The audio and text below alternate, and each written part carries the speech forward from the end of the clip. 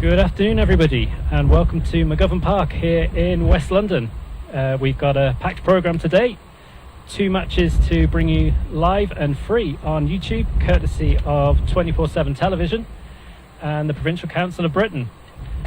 Good afternoon, or even should say good morning. It's just before midday. I am Anthony McLaughlin for the Irish Post, based here in London for over 50 years. And I'll be bringing you commentary today of the 2 games that we have, the Provincial Shield, up first at 12, and then the big one, the Championship final of Britain at 2 p.m. between St Brendan's and Sean McDermotts. Up first, though, we have Éire Oxford and St Joseph's of London in the Shield final. And with me on commentary today, to my left, from Crossmaglen, I have Eamon Devlin. Good afternoon, Eamon. Good afternoon, everybody. Very welcome. Looking forward to hello from a windy McGovern Park.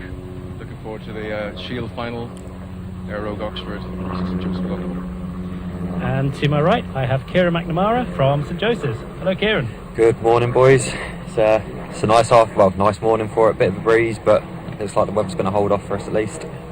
Looking forward to it. Yep, I should say, as you can probably see on the screen, it's a lovely, beautiful sunny day here. It's about 14 degrees. The wind is crossing from right to left at the moment. It's a bit of a crosswind, more than straight down the pitch, but hopefully the weather will stay like this for the rest of the day. The pitch is in pristine condition, as it always is here at McGovern Park. So we'll take a quick look at the 2 teams for the Shield final. We'll start first with the Oxford team. Captained by Colin Ford from Galway, in midfield alongside Jack McGovern from Meath. Leading up front, Kevin Morrissey, one of 4 homegrown players in the team. He leads the line at full forward, alongside Piers McGlynn and Alan Hayes from the James Stephens Club in Kilkenny. And behind them, Joe Scullion from Antrim is at centre half forward, and either side of him is Declan Wade and Tomas McDonough, both Hertfordshire players. And Eamon, you look at this team. Are there any players here in particular that you'd want to pick out for us to watch today? Well, for Oxford, there's only one Ulster player, Joe Scullion, as you said, number 11. He's the sort of focal point for the forward attack. So Mr. Scullion is normally a handy player, both left and right. But Piers McGlynn, been the top scorer in the Hertfordshire division for the last 3 of the last 4 years. Corner forward, look out for him. He's, as you say, one of the 4 homegrown players. The entire squad, 6 out of 25 lads are, lads who grew up, second generation. So great to see some local talent on display. And Colin Ford, as you mentioned, captain. Just to note in Colin Ford, he's a former under-21 and minor winning captain for Galway. So he's now playing in... It's a serious pedigree there. And Kieran, we'll have a look at the St Joseph's team today. Captained by Niall McAlinn from Tyrone, playing at centre half back. And alongside him, Liam McGuigan from Armagh and Gavin Watchorn from Wexford. And they'll make up the half back line. Up front, leading the line, Joey Halligan from Westmeath, with Dean Ruan and Johnny Keogh either side of him in the corner forwards. And in midfield, Owen Carey from Galway and Piers Devine from Tyrone make up the midfield line. And Kieran, from your point of view, who would you say we should be looking out for this afternoon? I think the big player for us now would be Joe Halligan at full forward from Westmeath. We signed him this year. He played wing forward for Westmeath only in 2019. He's done a lot of damage for us this year against opposition teams. Only for him, we wouldn't have won the championship this year. He got an equalising goal with the last kick of the game to force extra time. That then we pushed on to win the final as well. He's our big threat. And Johnny Keogh beside him as well will do lots of running, lots of dogged work that probably people won't see, but hopefully they'll see it on this stream today and start to appreciate the sort of good footballer he is as well. We should explain the format of the Shield is essentially for clubs who are the runners-up in the county championships. So both clubs, effectively for the purposes of the All Britain, are effectively runners-up. Certainly in terms of Éire, 3 times champions of Hertfordshire up until this year when they lost to another St Joseph's in Hertfordshire in the Hertfordshire final for this year. Whereas St Joseph's, the current London Intermediate champions, then played a playoff against St Claret's from London. And we'll just pause for a second.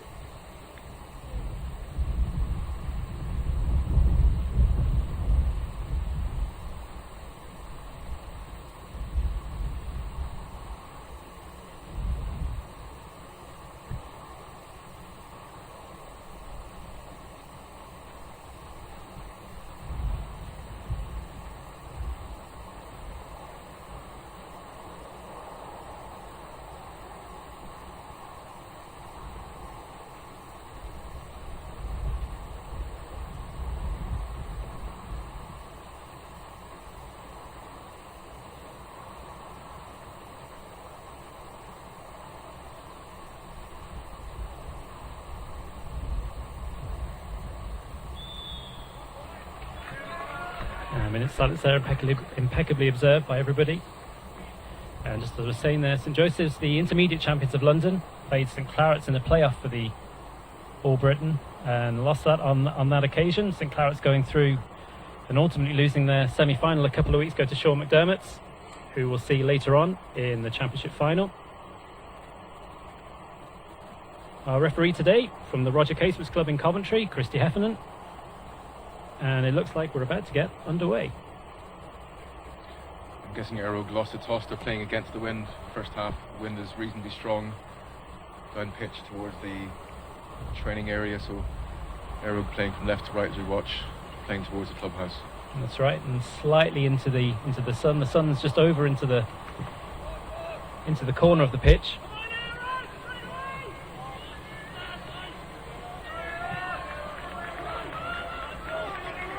Just one change to the St Joe's midfield, and number 9's Liam Hayes. And Dean Moran, who's down to start at corner forward, is starting at corner back in place of Declan O'Mahony. And we're underway. Oxford on the attack. Good work there. But pulled back there for a pull down and a free out for St Joseph's.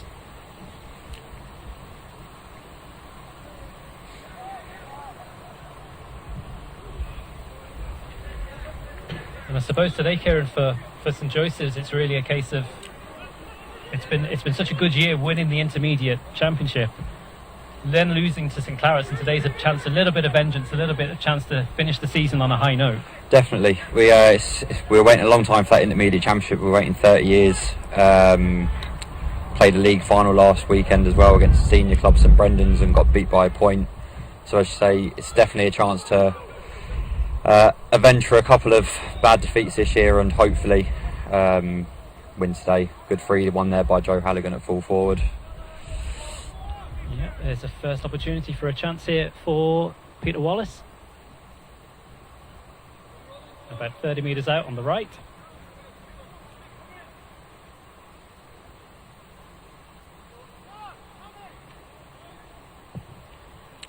And up he strikes. Kicked off the ground. And that one is the first score of the afternoon.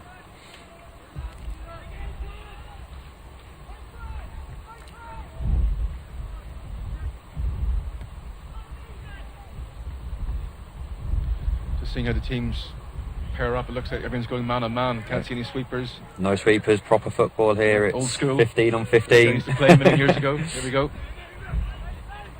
Good ball, one there in the midfield. A chance here for St Joseph's to Joe go Halligan long. left. Joe Halligan left free again inside. Because Halligan takes a Ooh. shot just off the crossbar. There's a second score for St Joseph's.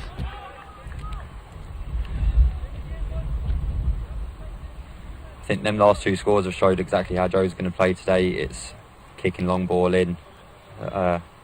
Seemed to have won the first two inside. I'm sure our Oak will catch on to that eventually though. And certainly try and take advantage of that wind while you've got it. Absolutely. Here we go. Low kick out. And it's open for the second ball, and Oxford come away with it. It's Marcus de Cogan from Oxford. Going long, but Joseph's quick to the ball. There's Pierce Devine from Tyrone. Soft free there, He give loses away. the free there. And Christy Heffernan brings it up. It's the first chance for Oxford to put one in, but again, Good it's well sweep. defended by Joseph's, and away they go. Good work there by Dean Moran, just batting the ball down for another man just to sweep it up.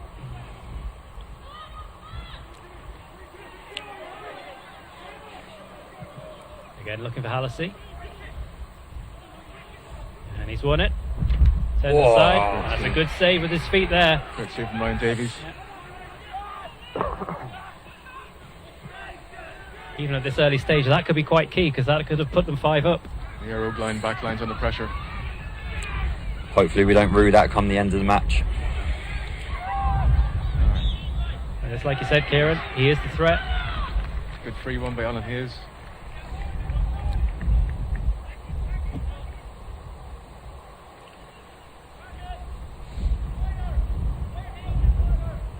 It's one of the 4 homegrown lads. Piers McGlynn going to take this off the deck.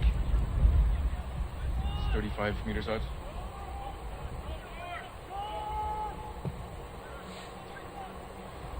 Not quite, that just tails to the left and wide. The wind has died down.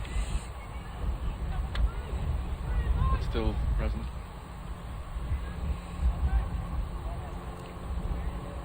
I suppose the key here, Eamon, is what Oxford don't want to do is get too far behind early on. They want to keep themselves nice and tight in this one, especially with second half. If that wind picks up, then they'll have the wind in the second half.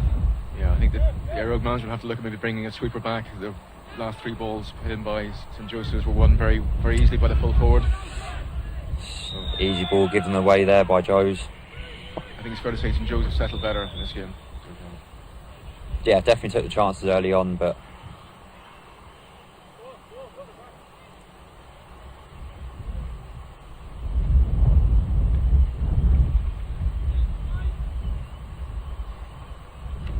Referee taking a note. that's Johnny So Keogh, where do we number go again? 13. I was told to give a shout out to Beale in Kerry, where the manager Tommy Griffin's from. So hello, Griffin family, they're looking on eagerly. How your son is doing his coaching, he's doing great.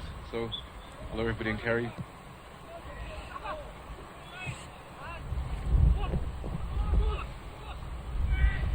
McDermott playing the ball inside. Good hassling there by Niall Scullion. McLean. Bringing the ball forward, got a bit of space. Shapes to shoot, but hooks that one to the left and wide. More encouraging there, Eamon, for Oxford. Yeah, good break by Joe Scullion, very quick off either foot. Éire not getting their shooting boots on though, two relatively easy shots, nowhere near target, so I think we'll bring the ball further in, closer into goal.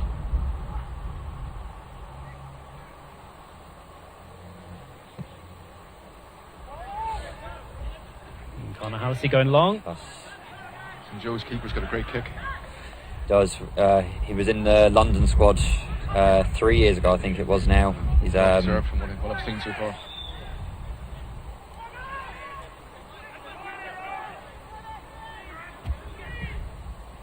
I think he's St Joseph's longest serving player. He's been with the club 9 years now.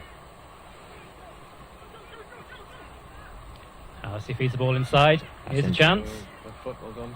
That's well marshalled away. And he's just pulled that just to the wrong side of the near post for Joseph's first wide of the afternoon. I think that's unlucky for James Gallagher there. The defender done brilliantly just to shield him out. I think if he got cut inside there, we could have been looking at another goal chance easily.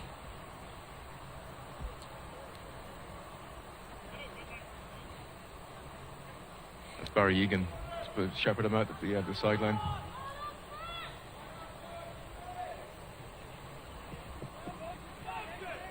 And Ryan Davies with a kick out.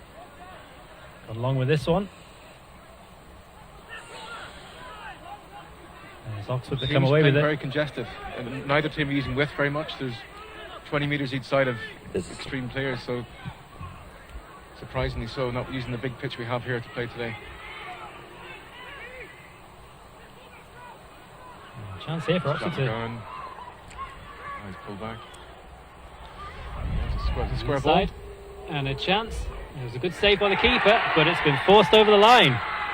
And there is a goal for Oxford. And Éire have the Almost first goal of the encroaching a square afternoon. ball. I might get lynched for saying that, but that kind of been far away from a free out.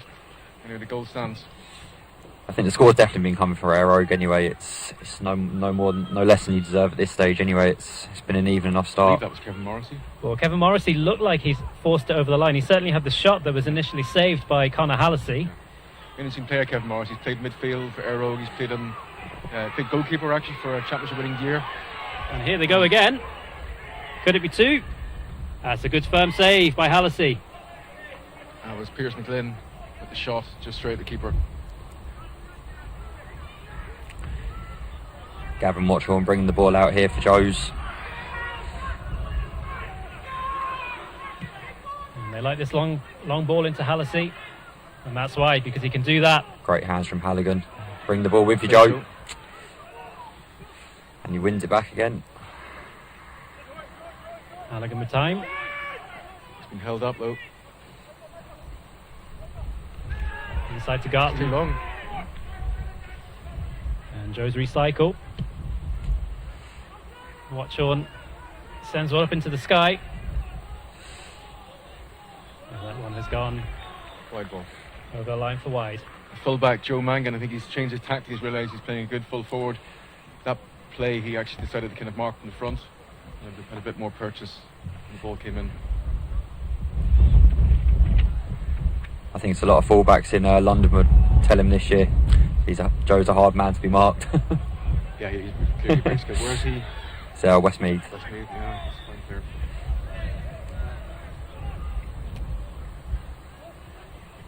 There's another 3 for Oxford. That's their 5th of the half. And away they come again.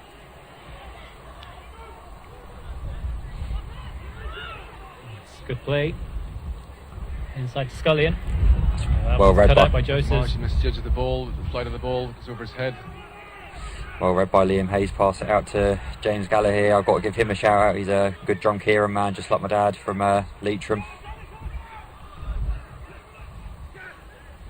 There's Aaron O'Neill. He's gone for a shot. And, That's a lovely That's a score. great That's score. the equalising point. Off his left foot.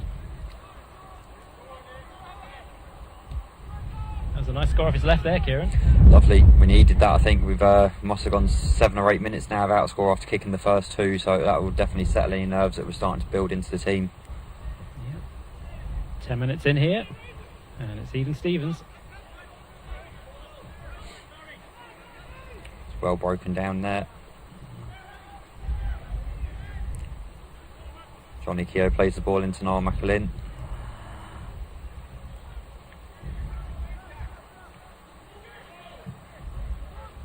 Again, looking for Halligan. This one's cut out. It was a very attacking game. Both teams playing, leaving lots of players up front. Éire left 4 players up forward, and not when they're defending that last attack.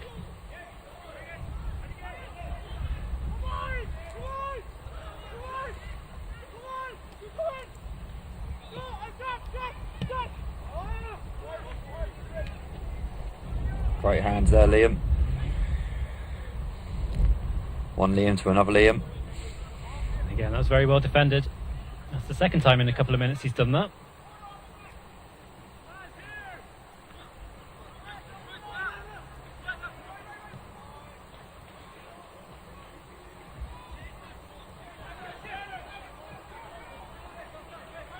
Let's see, will they do the same again? Yep. Here they go, looking for Halligan again.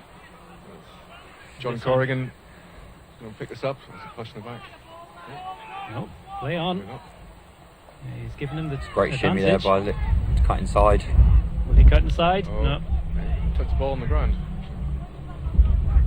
Back to Aaron O'Neill again, the Tyrone man. Goes for a shot, was Good well work from blocked Joe down. Mangan. Well done, Joe. And this time they win the free out.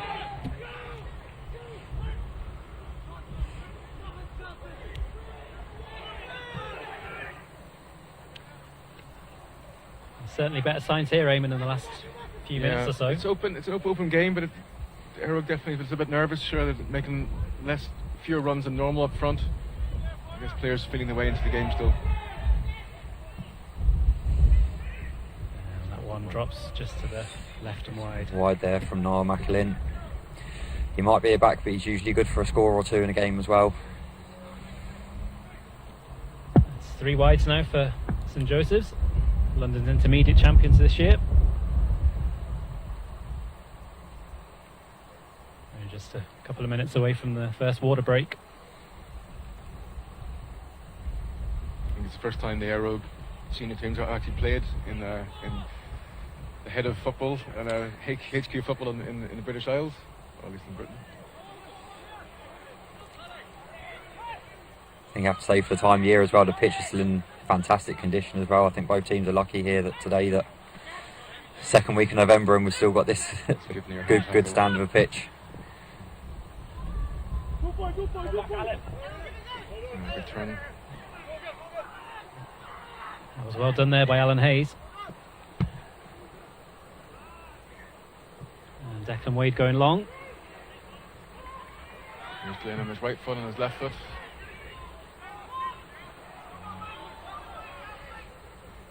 Ball didn't go to hand, spilled it. The last pass there just going Come on. astray, and out come Joe's.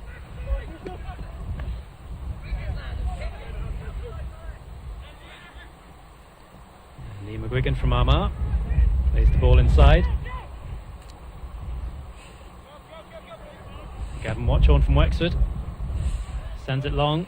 Ball into his county man, Johnny Keogh, of Wexford. Has a good turn inside. That one again, tails to the right and wide. That's the fourth wide now for Joes. Yeah, well, marshalled by Dan Fahey. Plays either cornerback in the half-back line. Mayo man, very strong, very fit. Stuck to his task. Got some pressure on.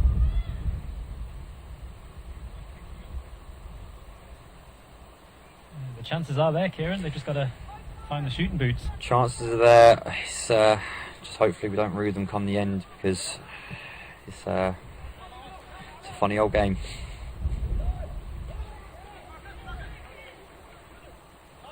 It's well backed down by the captain there, Colin Ford. Chance for Oxford to come up the field towards the clubhouse end. Oh, lovely touch from Kevin Morris. He laid off to Piers McGlynn. McGlynn takes his man on. Has a shot, but that one is still in play. A chance there for McGlynn. Has a shot and scores. I assume he's going for the top net, top corner. Oh, he definitely meant it. Well, I'm sure Piers McGlynn will tell us that later on what he's going for. The wind just held the ball up there for a bit too long, and the defenders got caught out, and fair play, Éire Rogue forwards were onto it like a flash. It's counterintuitive. The wind is going against Éire Rogue, but their scoring ability has been... There we go, it's the first water break. This is the first water break of the day, and it is Éire Rogue who lead by 3.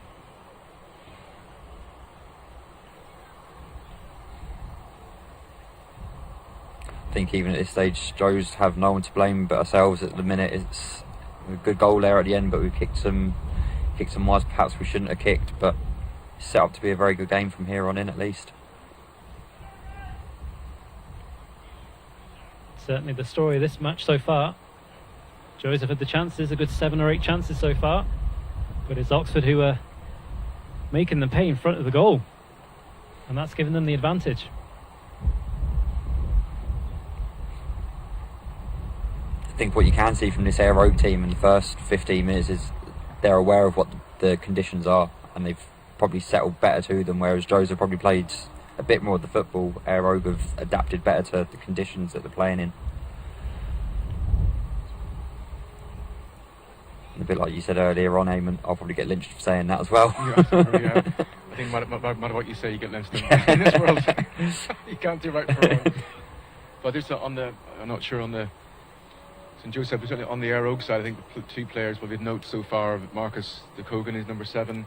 He's known as the hard man of the team. He once dislocated his elbow on a pitch and continued to play on. Had to go to hospital later on, be put under to put that back under. And Colin Ford, I think, has done reasonably well in the first half, and Piers McGlynn up front, I think, has been dangerous. So, who do you think, who's been stood out so far, do you think, on the St Joe side? The first few balls that went to Joe Halligan, it worked. I think Johnny Keogh's done some good running. James Gallagher's got on plenty of ball and played some good ball in. Aaron O'Neill in around the middle, but it's I wouldn't say there's been too many standout performers up to this stage. It's been a good team effort so far. Sean goes long for Halligan. Halligan bats that one down. Are we going to get a response here from Joes? Still an opportunity. Man on his outside.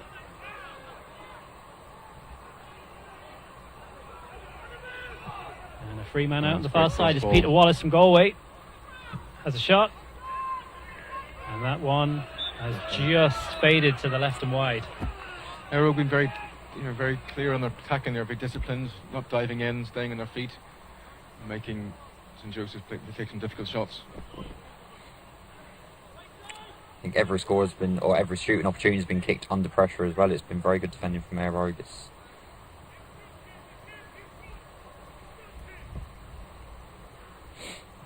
Ryan Davies goes to his left.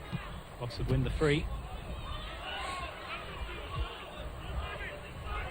And away they come again, Eamon. Yeah, they're getting more purchase, more skill down the left-hand side of the pitch. As you watch it, they're getting more Players on this side, they've hardly any width used on the right hand side of the pitch for some reason. That time just squeezed out. Diagonal ball goes into the full forward. Here comes Halligan again. Out on the right hand side. He's looking for. Crossfield. He was looking for Gartland now on a crossfield ball. It's unlucky, just clips the post on its way out. That was close. From a tight angle. I thought the umpire was running for his for his flag. I was hoping he was.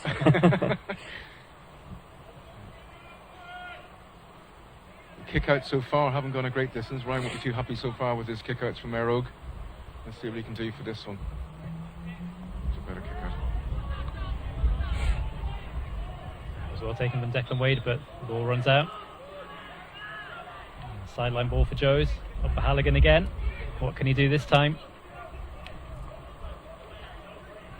Bides his time. Goes way back. Over to Watchorn. He goes driving. Out to Gartland. The Armagh man plays it inside. Aaron O'Neill shot. Oh, he took a swipe at that, and that one's also gone wide. That's 7 wides now. He had a few more yards to go there. He didn't need to take that shot so far out. He could have taken another 5 yards into the square. I think you can just see a bit of angst now with all the scoring opportunities that Joes are getting. Just needs a steady head to, I think, just pop one over, just settle down again. In terms of bench today, how many players does St Joe's have? We're struggling for a squad today with a large contingent from Nathan Kildare, and as some of the viewers might know, they're in their first county final ever today. So that means we're four players short today. Every cloud and all that. Yeah. That's a good turn from Alan Hayes, the Kilkenny man. Goes for a shot. It drops. That's a great tackle. It was well crowded out. Near hand tackle on Pearson Flynn.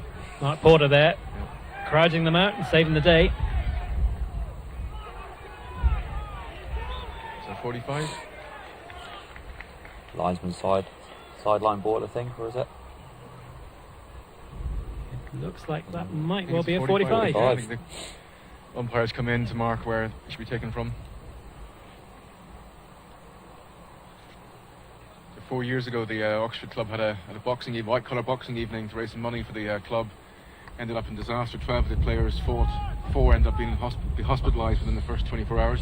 In fact, looking at the team there, 4 of the players who fought that night all playing today. So they're all good friends. They're all good friends. Yeah, it was wasn't the best idea. I think it was Mr. Griffin, actually, the coach's idea. So he was got badly injured, but I'm sure that went down well. It was a good fundraiser, but it was a tough night. I'm guessing you didn't have a game the next day then, no? Was it? You didn't have a fixture the next day, no? No, we did not.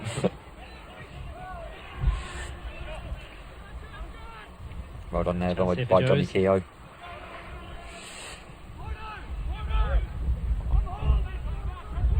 Mark Porter wins a free. Here's a scoring chance.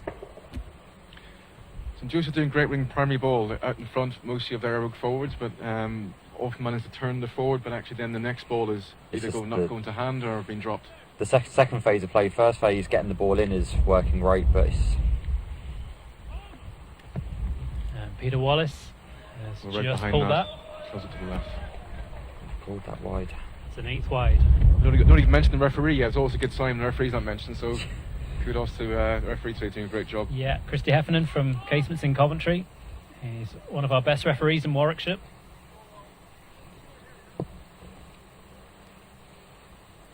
Spent a bit of time in Warwickshire myself. I play football up there at the minute. I was talking to Chris last week about it, and he was very much looking forward to the game, but he wanted me to give a shout out to him and his background, and mention his son especially, who's captain of the Warwickshire under-17 team and also the Casements under-17 team.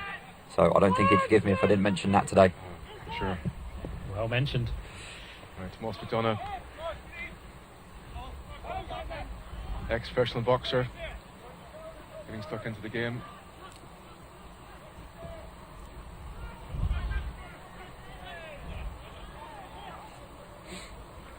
Ooh. That's a free, yeah. A bit of a swipe there. Can't do that, Joe. I think even from a Joe's point of view, it looks worse than what it actually is, and then the impact makes it look worse as well. I think he'll just get a bit of a talking to from the referee. Lucky not to get a card, to be honest. Lucky it's dangerous. On the line, that one. No, Macklin looking for a runner here. Doesn't get one, pass it back to Gavin Watchorn.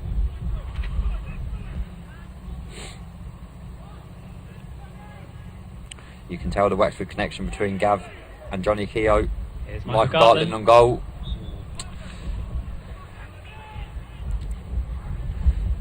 Michael Gartland with the point, we needed that badly. A chance for a goal there, Kieran. Definitely a chance for a goal, but with the way the last 20 minutes have gone shooting wise, I think we'll take that. I think number 2, Éire Connaughton, put him off there. Not quite sure legal or illegal anyway. He didn't. He managed the shot wasn't pulled cleanly.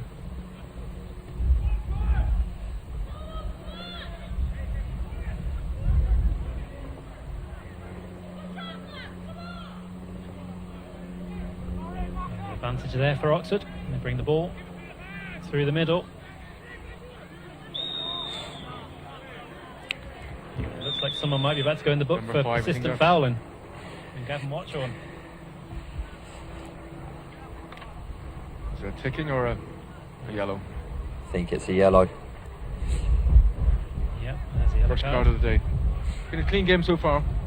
It has. There's no serious incidents to note anyway. It's two teams that have tried to play football at least. It's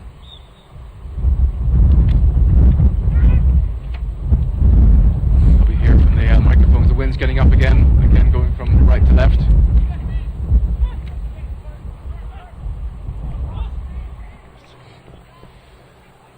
Was well taken there. Jack McGovern. good work sweeping up there from Dean Moran. Again, Joseph's doing very well at turning the ball over around the 45, and then Éire forwards are singing. They're not singing the same song at the minute. They're not quite in rhythm. Not quite. Nice ball from unlucky from Halligan. It was a nice idea.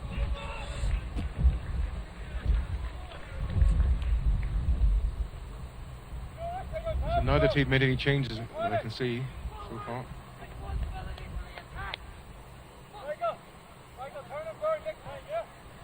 And just a reminder for everybody, the Championship final of Britain is at 2 o'clock this afternoon. It's Lancashire against Warwickshire, St Brendan's against Sean McDermotts, and that's coming up after this game. Great flick down by Colin Ford.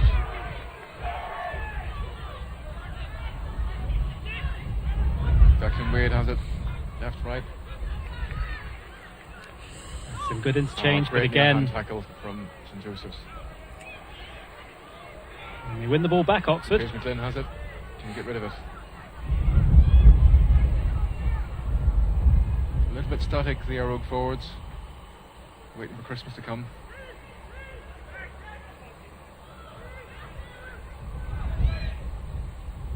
There's a chance Very clever ball in. for Hayes. He's Brand's man. Head down, He can you do shoots. it? Just flashed across the face of goal. Unlucky. Hugely off for Joe's there.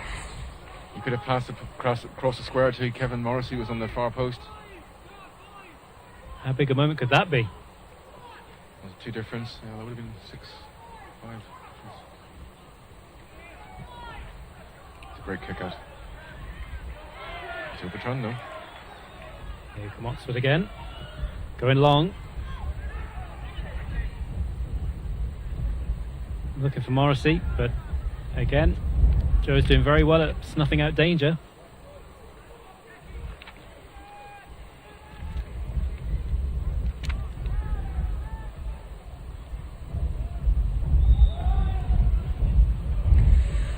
I think Joe's perhaps a little bit lucky there to get the free. Gets out of trouble. So you can't see out a shot, but St Joseph have got 4 or 5 players up front, so remaining 1-on-1.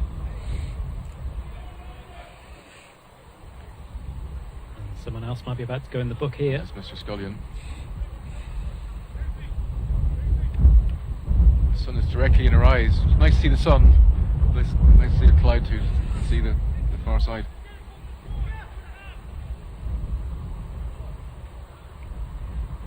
I can just see the St Brendan's players arriving over the far side. Yeah, that's Joe Scullion. Yellow card. Won't be his first in his career.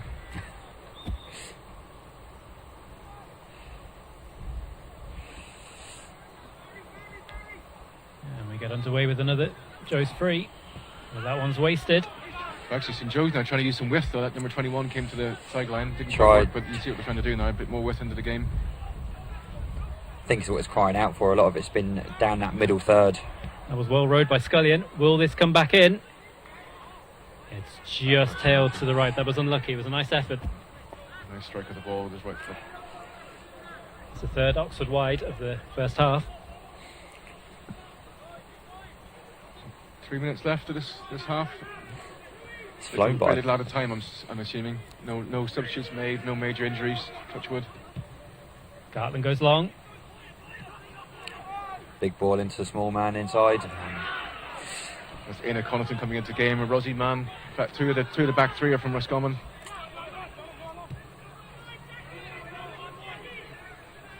Colin Ford Halligan steps. has a shot. And that one has gone Lovely over the score bar. outside of his boot. Ooh. That's how it's done. Bit lucky there. The Éire captain slipped actually. But it-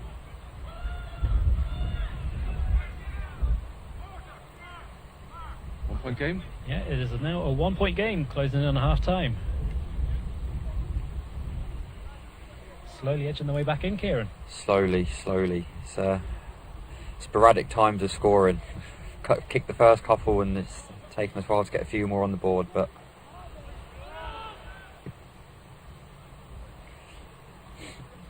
Éire keeper took his time. The referee's about to blow the whistle for taking too long. I think he's nearly been caught a couple of times. I'd say next time he might get the might be a throw up ball. just don't remind him at half time if you don't mind. You see Halligan's come a little bit deeper.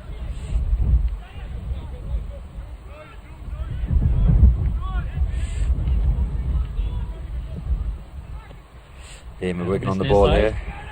Liam McGuigan. Liam McGuigan's last game for the Joes as well today. He's moving back home. Hopefully the last game will be going home with a medal. There's another long ball. Into Wallace. What can he do with this one?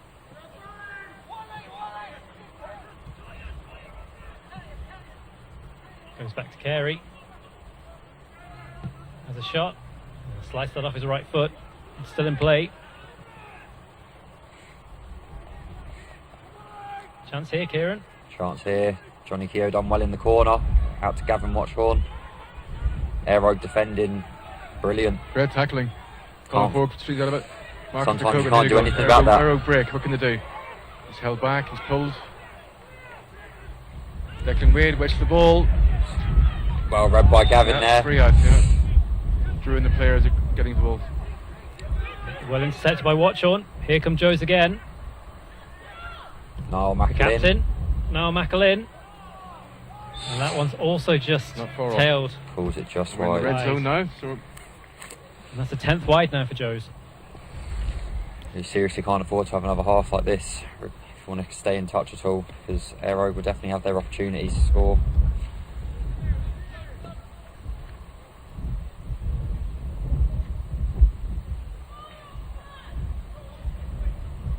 And we should say a big thanks to London County Board for letting us play here at McGovern Park today, and the Provincial Council of Britain and 24/7 TV for setting up today's live broadcast here on YouTube.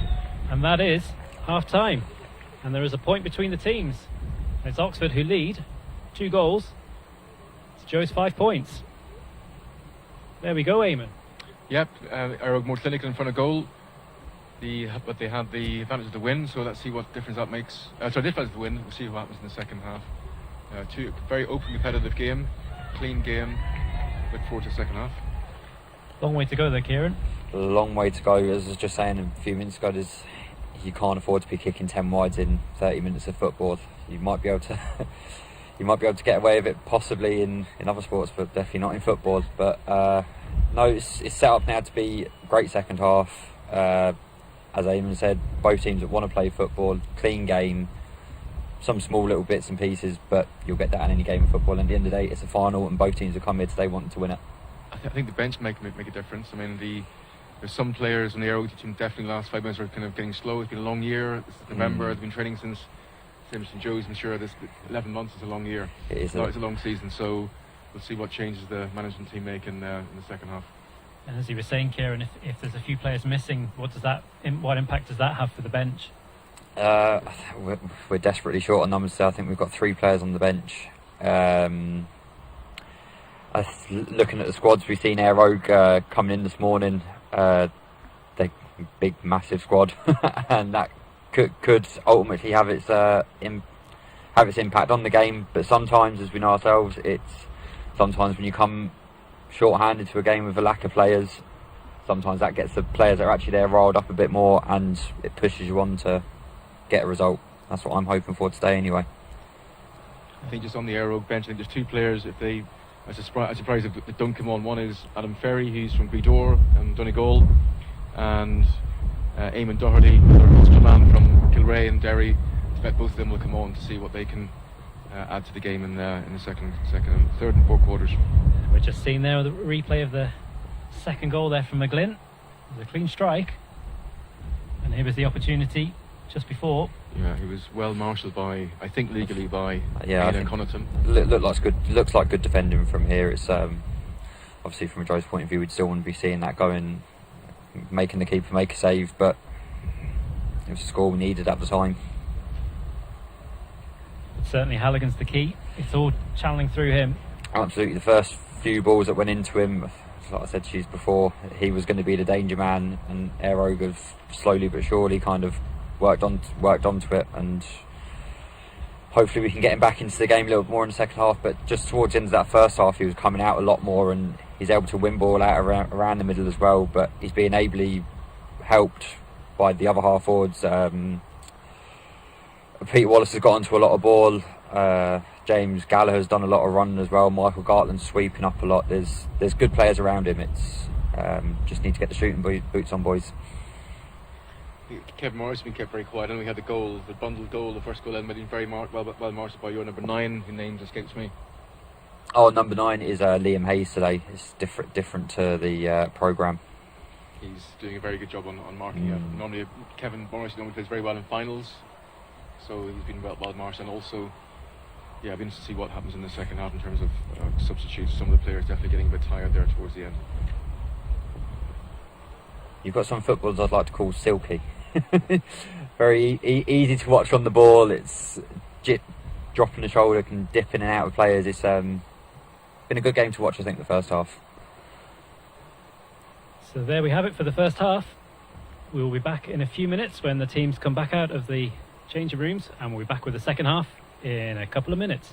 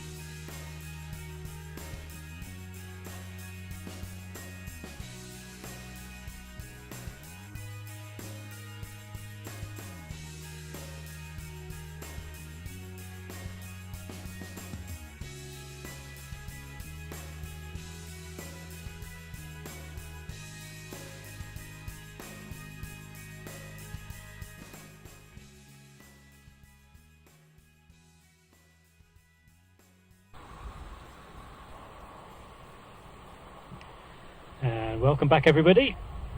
And St Joseph's have just come back onto the pitch. We're just waiting for Oxford to come back. And we'll get into the second half of this Shield final.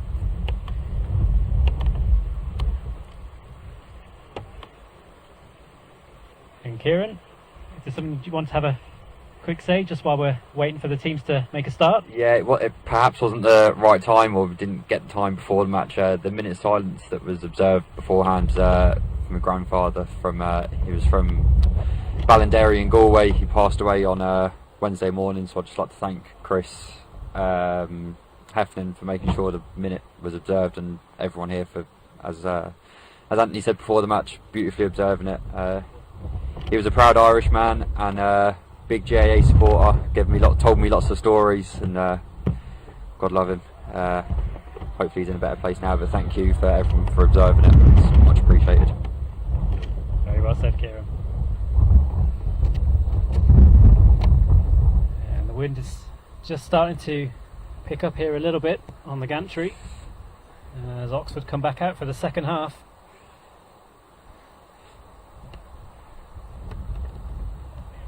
See how St Joseph's do now in this second half, playing slightly more into the wind and into the sun. Slightly more. It looks like there's been one slight change perhaps we didn't pick up on in the first half. It looks like Gavin Watchorn has moved into midfield with Pearce. Of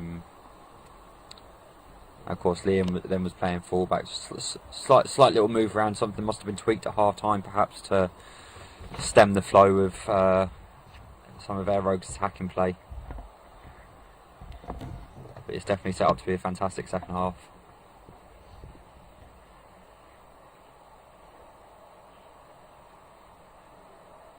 And the referee just coming back onto the field. The players are out, the referees are out, but there's no football in the pitch.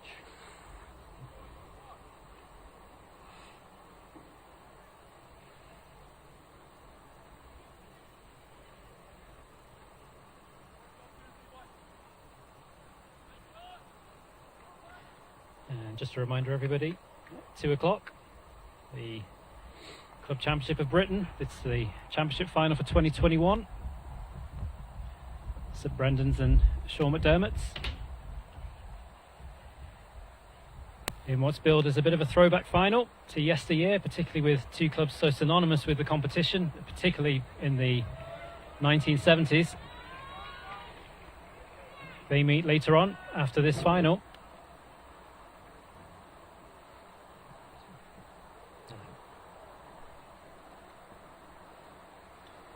And we're ready to get back underway. And the game is on. Two players take a tumble. And here comes Joes again. Perhaps a Win little the free. high there.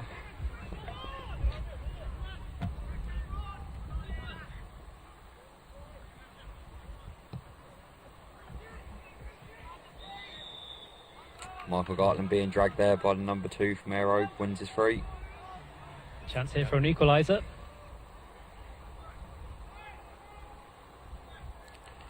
Peter Wallace kicked our first score in the first half from a free off the ground, so hopefully he can replicate it in the second half. Here's the wing forward from Galway, steps up, strikes it. Straight down the middle. We have an equaliser.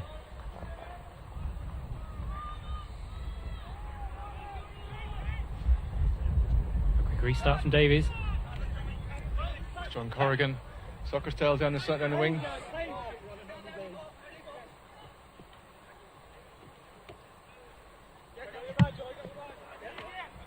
Joes go long. Chance here for Gartland. And he loses the Pressure ball. from Éire Connaughton. Done the hard work, but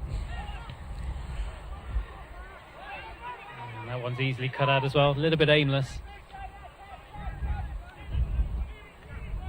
And away comes Joes again. Down this near side.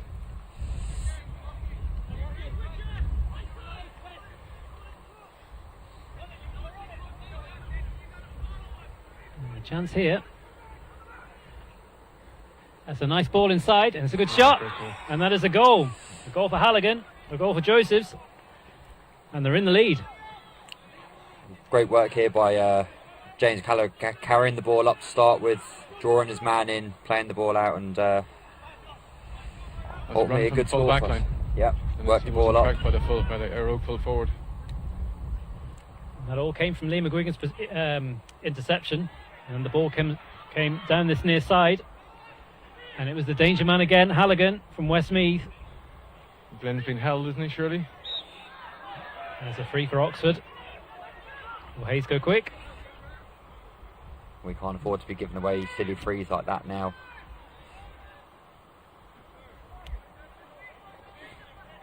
Now then, what can Éire do in response? McGinn with the free, pretty much on the 45. The wind slightly cutting across him. It's a good strike. That's a lovely score. And counterintuitively, when Éire have got the wind in their faces, they seem to do better. The ball going for points off the deck, straight with the bar. This game never ceases to amaze. And we are all level. Sorry, we're not all level. 2 Of course point not. difference. It is a 2 2 point game. difference. 2 pointers in Josephs. I'll learn to count one day.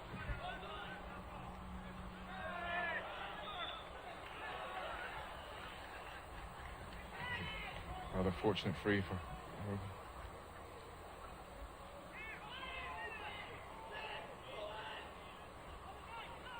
Chance here for Oxford.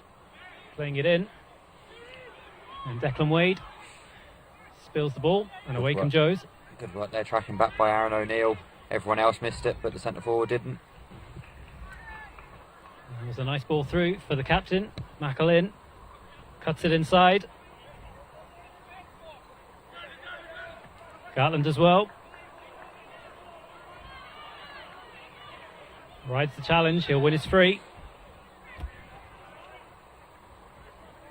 That's number 2, Éire Connaughton again, the Roscommon man. Which is very close to appearing in that referee's book, I suspect.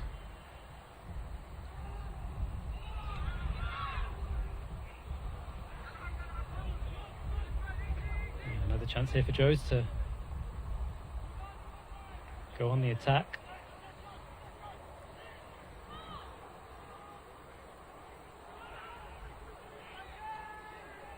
Just one man inside. He's the cornerback, Mark Porter. He's been tracked all the way back by Declan Quaid.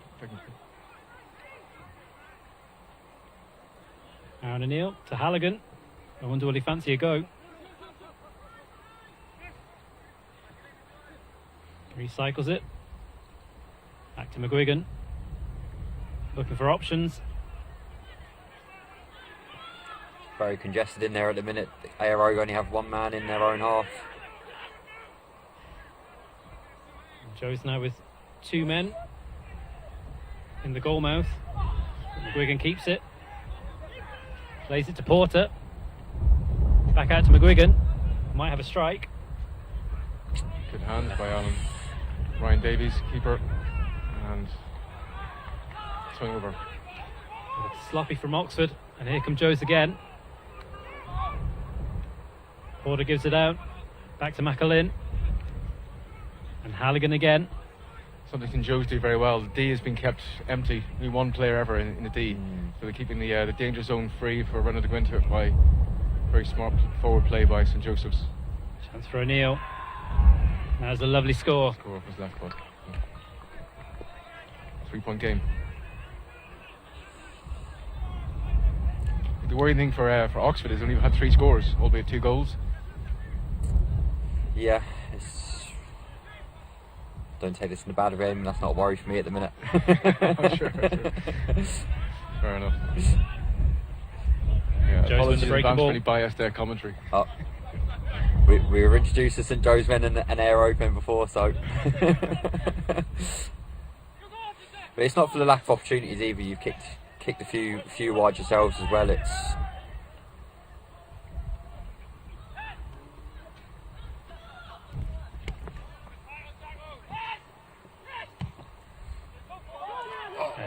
Well well-read interception there. Oh, Joe Scullion.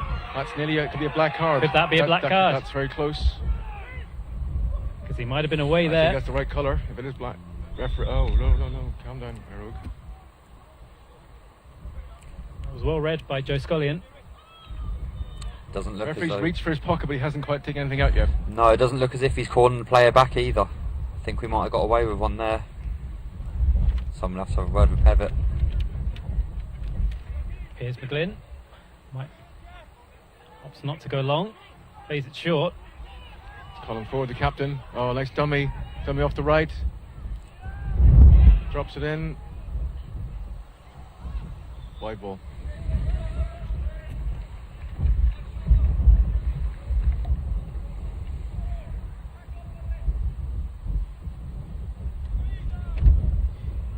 And you'd say now, Eamon, the key is we've got to keep going and keep creating opportunities.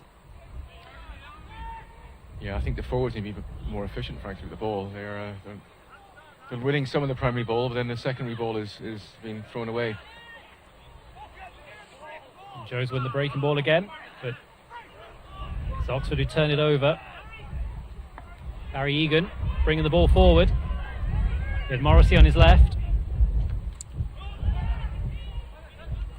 Great block there from James Pevitt. Referee was playing an advantage there, but in the end it was blocked on.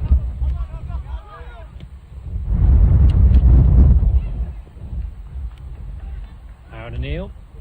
Oh, great tackle. Well tackled. Just about legal. And then throws it away. And there's the free. Will they go quick? They're looking to go quick. Who's moving? Cartland brings it inside. Back to McAlin. Goes for goal. And puts it over the bar. Now I wonder whether that management team at Rogue might be thinking of their make some changes. Some of the players look increasingly tired. I see some movement over the cross side over the Rogue camp. I suppose there's a couple of forwards you'd be looking at bringing on, perhaps just to change a bit of the impetus up there. It seems to have gone a little bit stale up front for you. I wonder whether the ground is actually heavier than it looks here. I mean, maybe the ground might be pulling their feet. The players are look a bit sluggish right now.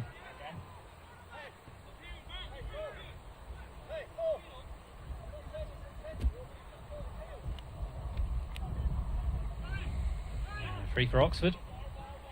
Barry Egan goes long. Bounce beats all. Here's McGlynn, drops it. Oh, dummy, McGlynn turns dummy's his right, man. dummy's left. Cross ball. Plays it over. Oh, wide. And that was battered just wide of the far post. Huge Ball let was off just there. too high for him. He couldn't quite get a purchase on the ball. He came across the square. Lovely idea from McGlynn to Morrissey. Just too high for him. 2 inches taller. He was 2 inches taller. Story of my life.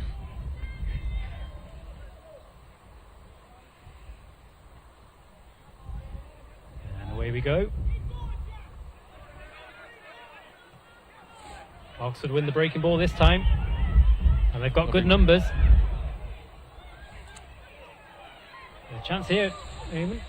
Yeah. The shot just pulled to the near Marcus post. Kogan, I think he hit it on his left foot, his weaker side. Ball was inside. Oh, ball was on inside. I think Aroga could be a bit more clever here, getting their shooters in the ball. Some players taking shots who wouldn't let them take shots in the training session of the mind on the All Britain final. All due respect, Marcus. It's a few wise on the trot for you, but it's encouraging signs for Aero from an Aero point of view. They're actually getting the opportunities now. Yeah, we are 4 minutes away from the second water break. And Oxford are making a game of it here, and here they come again. Here's McGlynn. Went looking for Morrissey, it's over his head. Wade has it, has a shot, Score. and puts it over the bar. He'll score off his right peg. One of the 4 homegrown players, Declan McQuaid. And we're back to a 3-point game. He's I don't know tell you if he's called the body in the teams he is. He's got the chiseled body which most players really would dream of. Can he put the ball over the bar? That's what they want. And that one might have just gone on over the sideline. It has. Here's another chance for Oxford. Yeah, Arrow turning the screw here. Here comes Morrissey. That's a good touch for Hayes just behind him. The Kilkenny man fights on. Play the ball on the ground. And Joe's win the free. I think it's a little case of perhaps we've taken our foot off the pedal, but Éire have definitely worked their way back into this, and every team's going to get at least a 10-15 minute spell, and I think Éire are in the middle of theirs at the minute. It's actually a great battle up here front, number 10 St Joe's against number 2 Éire Connaughton from Éire. It's a great battle all day. And that ball just dropped it over the sideline. And just to say, the score on the screen is wrong there. It is 1-8 to 2-2, just in case you're wondering.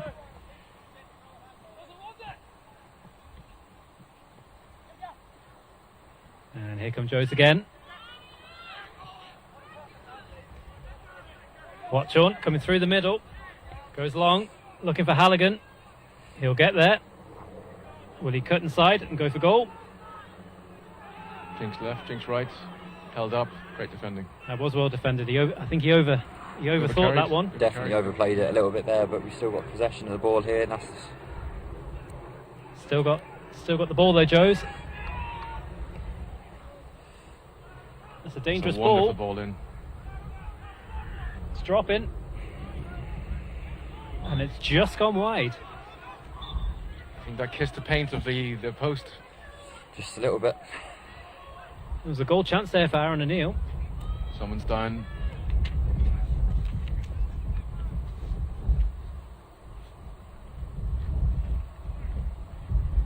That's the third wide of the half.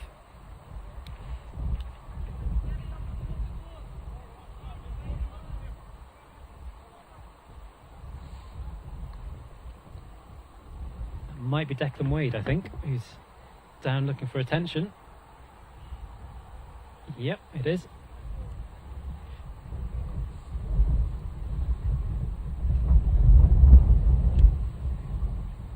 And we're just a minute from the water break. There's all to play for here. Yeah, some concern looks from the Éire camp. Some players now getting warmed up. I think that's Dave Behan in the fluorescent green, getting warmed up for the maybe they come on for Declan. Is he up? This looks like his right ankle. Yeah, it looks like he'll walk that one off. We'll certainly give him a few minutes to try it anyway.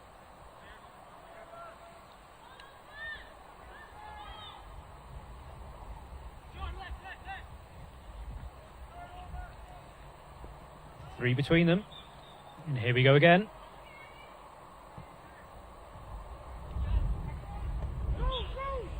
And that was easy enough for Watchorn.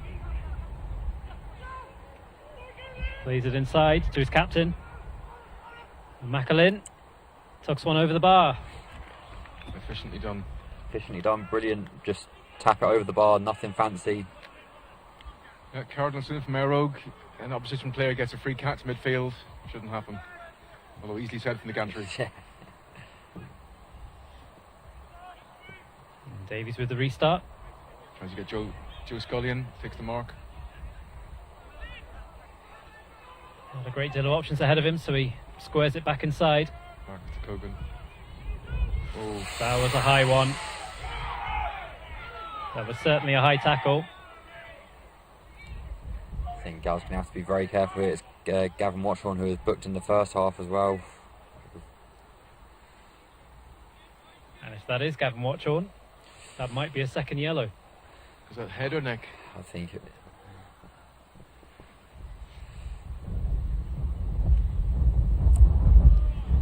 We'll see the replay here. It is Watchorn, and it is around the neck. I think he'll be very lucky to get away with that one. It's Joe Scullion. He doesn't go down too easy, I'll be honest. He's not the one who... It's okay. It's up. As we were saying in the first half, we didn't have much to say about the ref. I think he's done a good job. Walk, okay? Stay in the pitch. And we play on.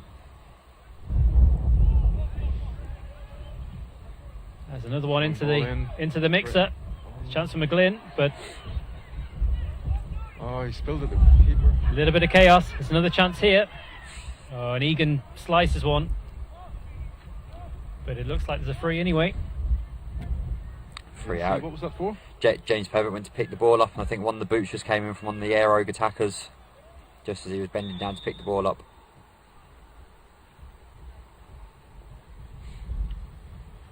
Well over time, aren't we, for the second water break? Yep, and everybody comes in for the second water There we break. go. Speak of the devil. 13 to go. It's 1-9 to 2-2. 4 between them.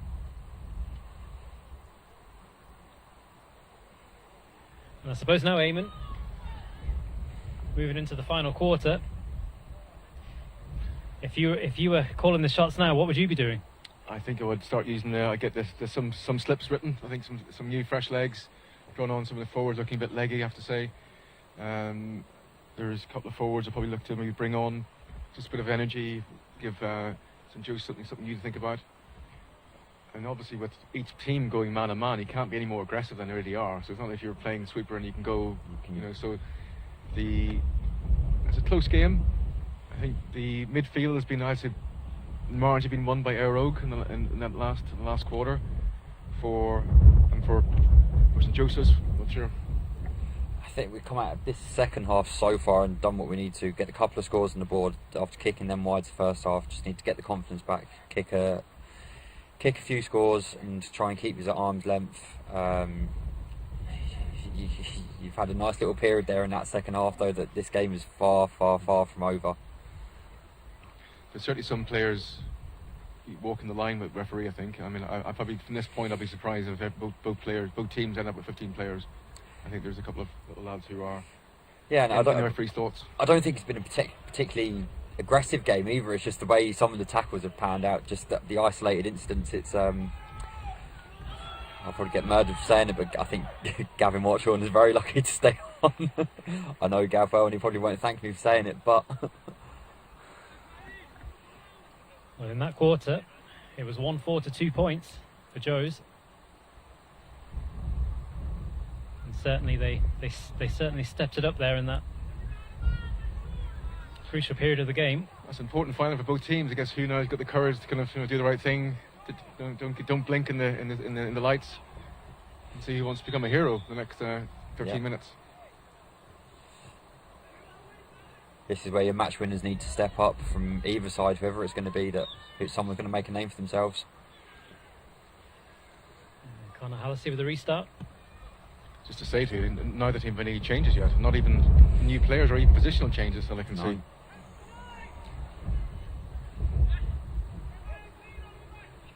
I think from a Joe's point of view, that's just due down to the complete lack of options on the bench today, just the way it's panned out for us. Taking a bit of a chance here. It's still a little bit dicey. We just need to get it out of there. And moving into trouble. It's back with the keeper, back with McAlin. And eventually they make their way away down the far side.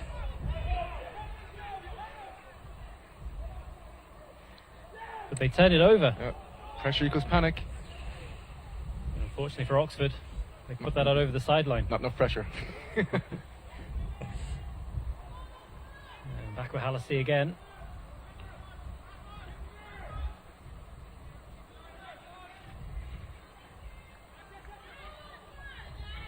And Joe certainly can't afford to park the bus just yet, but away they come. It's well tackled by Oxford. They're going to turn the ball over here. And Joe's just about to win the free. Good battling there from James Gallagher. It looked maybe a 50-50 decision, but we'll take that at this stage.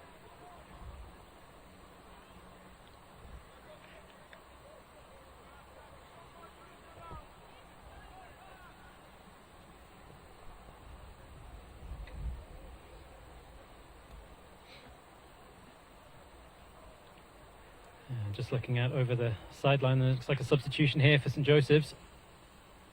And just see who comes onto the field over the far side.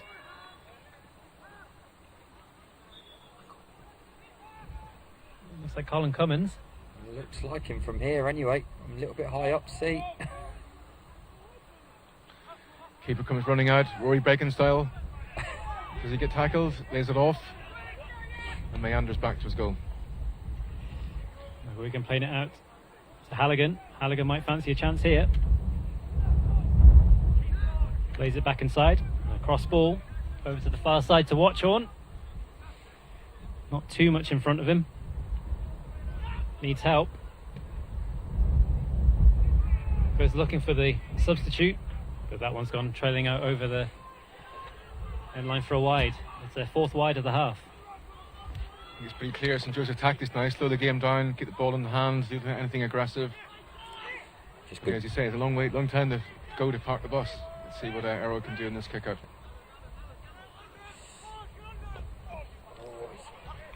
Colin Ford turns to Moss McDonough. Poor ball. But Oxford do well to win it back, but it's a free for Joes. And Watchorn plays long again. That one is given up. Bit of missed timing there. And away come Oxford again, Eamon.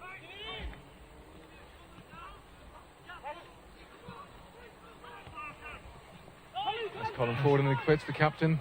What does he do with the ball? Gets the ball into the square. Kevin good hands, Kevin Morrissey. And scuffs his shot, left foot. And Opportunity there, he could have turned his man. Definitely, we just got a little nick on it that I think took the sting out of it and made it easy for Halliday then to sweep up. You do feel at this stage, even with 10 minutes left or 9 minutes, some of these need to start finding the spot. On the basis of Éire has scored 2 points in the game so far, if we're going to win this game, we're going to need at least one goal, I suspect. Wigan rise to challenge, gets it again. Plays it out to O'Neill. Armagh to Tyrone.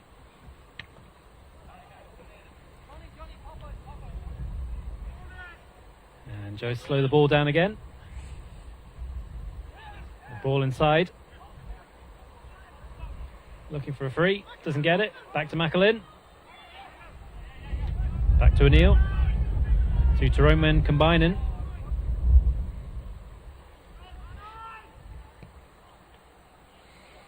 And that one has sailed.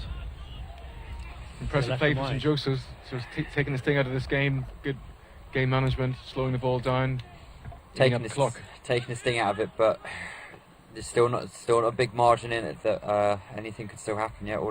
A goal for Éire at any stage in this game is well alive and kicking again. Got a change on the Éire side. 22, Peter Riley coming on.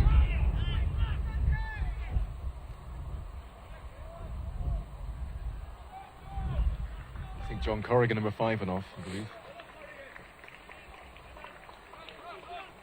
So that's a change in the half-back line. So it's Westmeath on for Kerry, so it's also a good sign with a Kerry man coming on to your team. Looks like a sub here for St Joe's as well. Shane Moran togged out. He's a brother of Dean Moran, who started cornerback. Dean's a defender, and Shane is definitely a forward.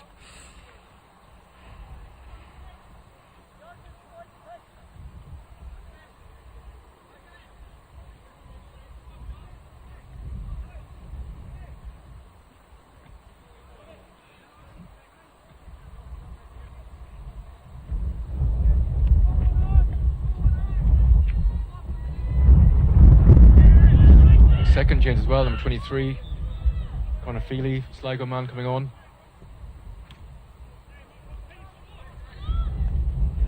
Conor Feely there from Cowrie St Joseph's.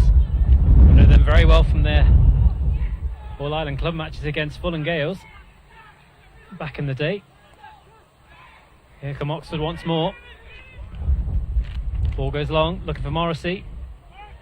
It looks like he'll get there. Nope, the ball's evaded all, and that's another wide. That's a third wide now for Oxford in this half. It's poor, really. There was a 30-yard zone, hit that ball into, and went way beyond the full forward's reach. Coming in the last 5 minutes, Éire need to tighten up if they want to kind of get involved in this game. Too many balls going to ground. Well, Tommy Griffin hit the nuclear button, Eamon. Great hands.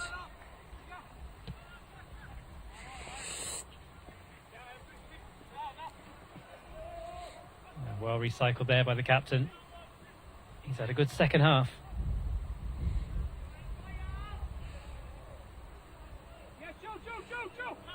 Halligan plays the ball out on this near side, and away come Joes again. There's plenty of space to move down. Is he going to give him the return here? Aaron O'Neill, take a shot, slice that one. Shane Rang. Still might work out though. Back inside, Oh, nice dummy. and back to the captain. And McAlin sides it over. Don't know if you remember, lads, I did say in the first half he might be a defender, but he's good for a couple of scores. I think that's 2 he's got now. In fact, it's 3 he's got 3 now. he's That's got 2 in now. a row. That's 3 for the half. And it's now 110 to 2-2. It's a 5-point game. Can Oxford find a response? With 4 minutes on the clock. It's time for some long high balls into the old square, sort of 1970s, 1980s style. A little bit of handbags. You don't want Players to. getting You don't to want each to see other. this stuff.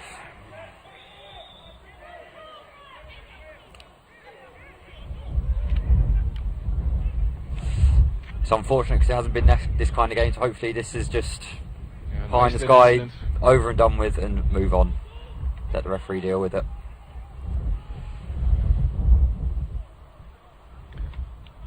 Referee's giving Joe Scullion a stern talking. Mr. Scullion already been booked, so he must be close to the edge.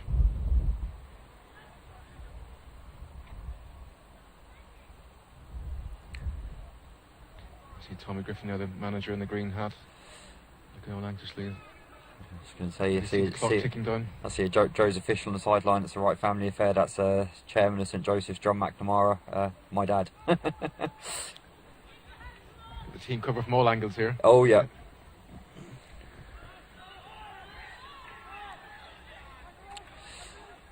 Yellow for Shane Rand's probably deserved. Came in.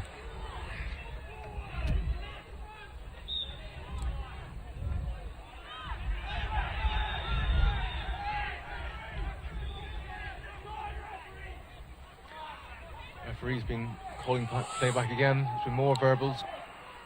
And some pulling. Joe Scullion involved again. I wonder if someone's about to see red. Johnny Keogh for St Joe's got the red. Straight red was it? So second Straight, game. I think that was a straight red. reds. Okay, I didn't see. I think it was definitely holding Scullion. I didn't see an arm raised, but plenty of impartial supporters on the side there to tell you the referee what happened exactly. Now then, has that put the cat among the pigeons? Here come Oxford. Well, what is? Barry Egan. There's another pull on the neck.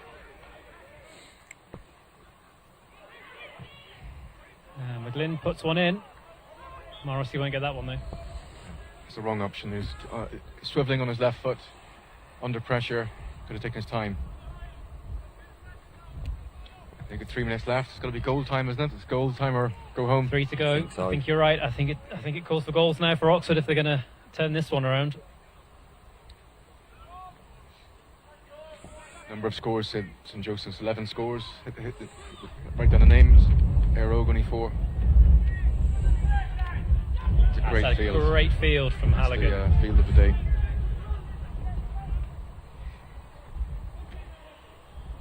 And a nice ball. And a chance here for Joes to find another. And they're cutting in. And this might finish it. It's a great tackle. And that was well defended. Joes will recycle here. Keeping the ball here in the corner. James Gallagher just keeping the ball in hand. Taking this thing out of this game. Dublin senior team-esque here. Professional management of a game. How to kind of close out a game. Hard to watch, but I'll take it.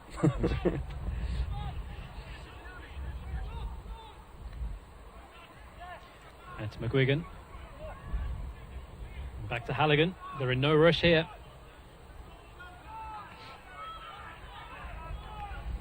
number 5 has had a great game for St Joseph's.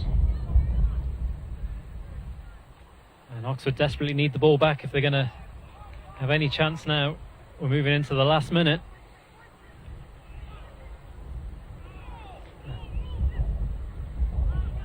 But it's still with Joe's. They've kept the ball. And that one drops short for Davies. And Davies gets second time. Pushed over.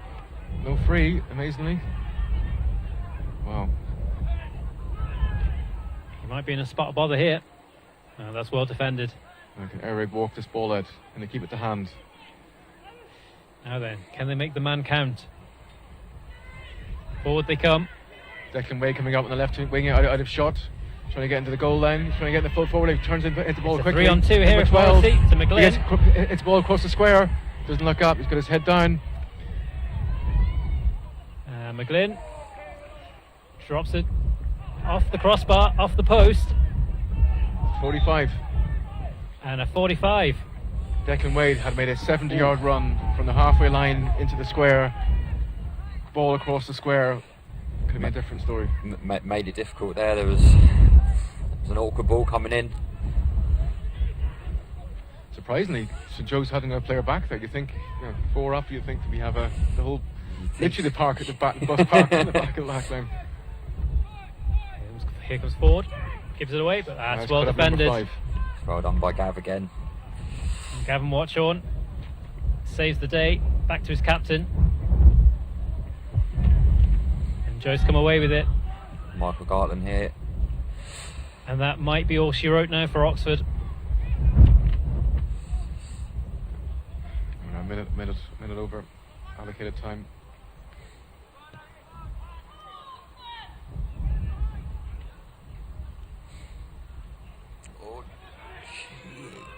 Who for you stood out for St Joseph's?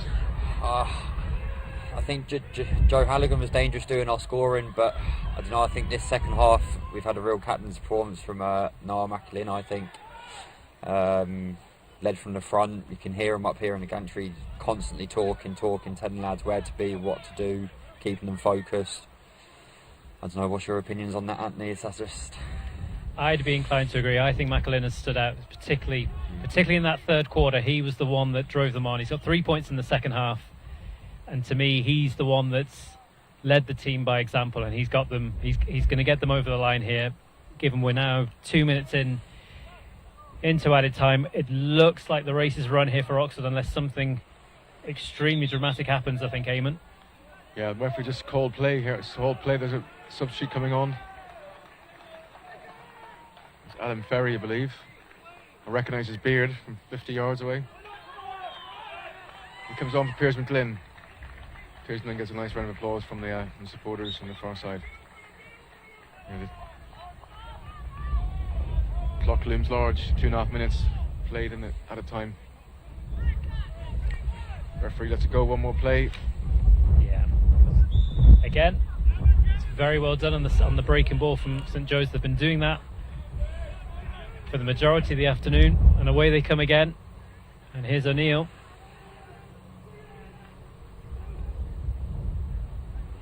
Back to Watchorn, and there'll be a no rush here. Absolutely not. Just keep the ball in hands. Seems like we've been doing that for the last 10 minutes, or trying to at least, but it's just game management at this stage.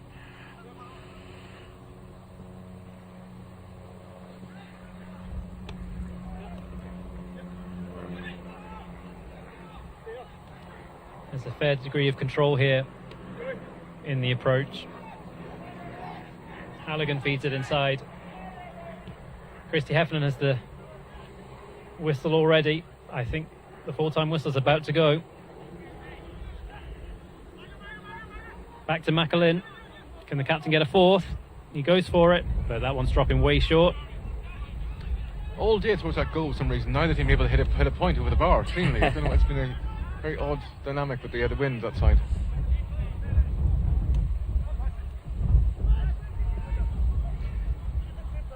McGuigan. Referee's got his whistle in his mouth. As Halligan said, we could hear him. Keep it simple. Hand. And that's what they're doing. There we go. And that's what they've done. And as a result, they've won the All Britain Shield for 2021. Congratulations to St Joseph's of West London. Congratulations, Kieran. Thank you. So, after 30 years waiting for a championship and then to get an All Britain title, it's the first All Britain title the club's ever won. So, yeah, we'll be delighted. We'll take it. As we were saying at the start of the game, it's been a long year, and it's great way to finish it. So delighted. I'd like Eamon. Yeah, congratulations. Good I game. think, yeah, I mean, the lads, I'm sure, will be disappointed. Good, clean game. I mean, went man on man from the beginning. Didn't change the entire 60 minutes. Referee did a good job. It was very few close tackles, but otherwise open game. I think Éire will rue their chances certainly up front. In the last quarter there, Piers McGlynn was straight through. Could have put the ball across the square, but those were ifs and buts. I think from the Éire side, a couple of players I think stood out. Captain Colin Ford, I think, had a solid 4 quarters all the way through. Piers McGlynn showed glimpses of magic. Kevin Morrissey was marshalled very well by your number 9, St Joseph's, and Marcus de Kogan I thought had a great third and fourth quarter. So I don't know who you thought on the St Joseph's side who stood out. Oh, like we just said a minute ago, Noah McAlynn, fantastic game, but then beside him as well, might have perhaps been lucky to stay on the pitch, but Gav Watchorn beside him as well. They'd done a lot of good work together.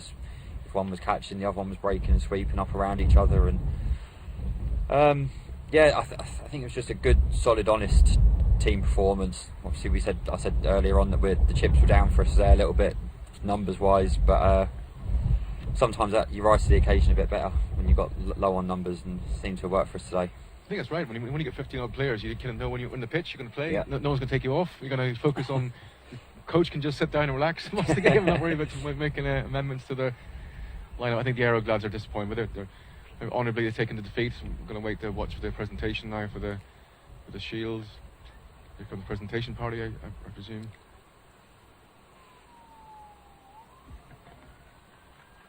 And as we close the highlights here on the screen, we'll come back to the shield presentation out on the pitch in front of us. I think all that's left to say is thanks very much to Eamon and Kieran for this afternoon's match. Congratulations St Joseph's, commiserations to Éire. That's our first match of the afternoon, and we'll be back just before 2 o'clock for the Championship Final of Britain, St Brendan's and Sean McDermotts, and we'll be back shortly. I hope the rain stays away for you for the final.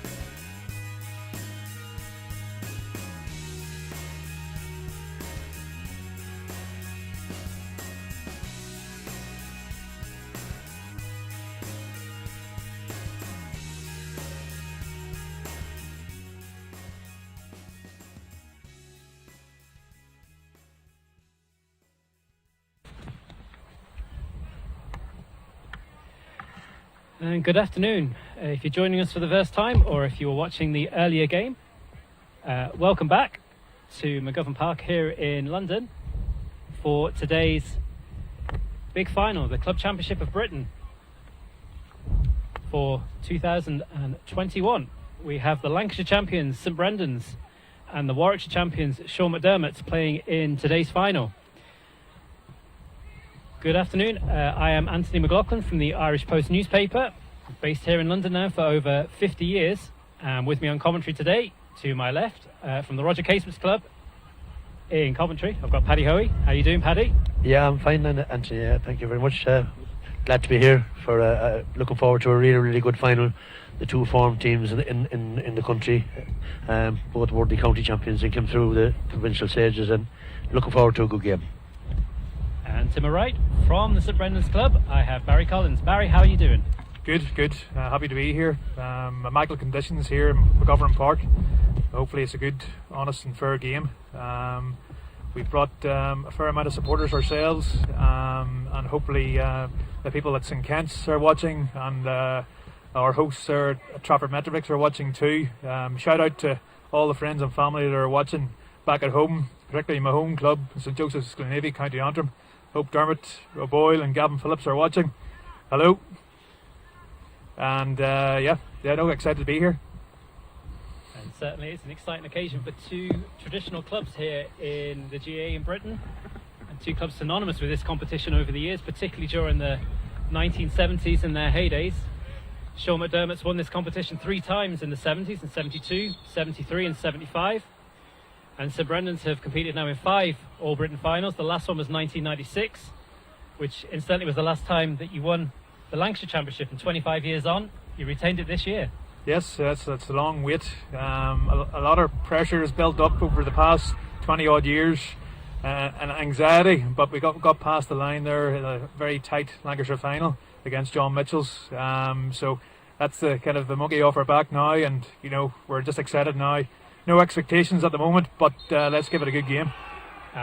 We'll have a quick look at the teams here. We'll start with the St Brendan's team. There's essentially the same team that lined out in the semi-final 2 weeks ago in Birmingham against St Jude's of Gloucestershire. And as we can see, captained by Owen Clark from Down. He will actually be playing in midfield alongside the St Enders man from Antrim, Ethan Goggins. And Jamie Donaghy from Claudia and Derry will lead the lineup at full forward alongside Colin Conway. And I suppose, Barry, when we look at it, the key to this is going to be the big players for Brendan's and what they can bring to the table today. Yeah, absolutely. Our strength. I like to think we were our first 15 and subs backing up are strong, but primarily, our main players are middle of the field. Ethan Gibson, St Enders Glengormley, Owen Clark, our captain, very reliable.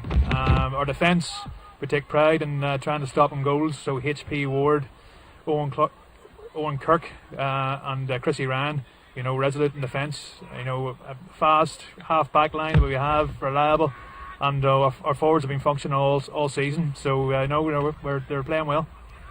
And I'll just say there with the McDermott's team, I'm not sure about some of the names that were on the screen, but what I can tell you is they're pretty much the tried and tested team here for Ozzy Bennett as we get underway here in the final for 2021. And here comes Niall Gilbride coming out of midfield. Takes a shot, but that has been charged down, and away come Brendan's for the first time. They are kicking in towards what is a fairly testing breeze today. It's going slightly crossfield from the clubhouse end, which is away to our right hand side, and that's the end that Brendan's are attacking here in the first half. And there's the first free for Sean McDermotts.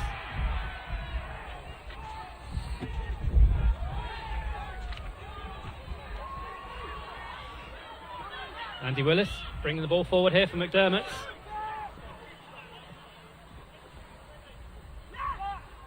Liam Gilbride in a fairly advanced position. Out to Joel Powney. The corner forward puts it back inside for Liam Gilbride. Takes a chance.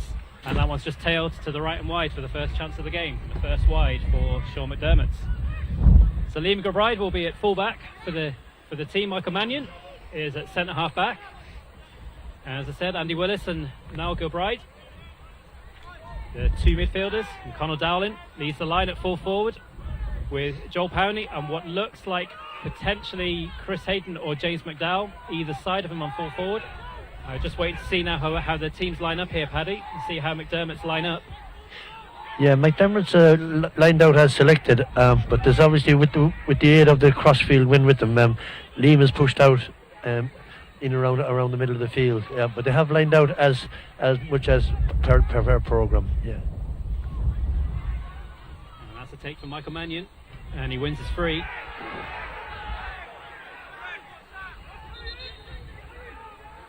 And just looking ahead for this one, especially from 2 weeks ago, Barry, we're looking at particularly Ethan Gibbons and how much of a key player he is in the midfield for you. Yeah, he's a colossal player.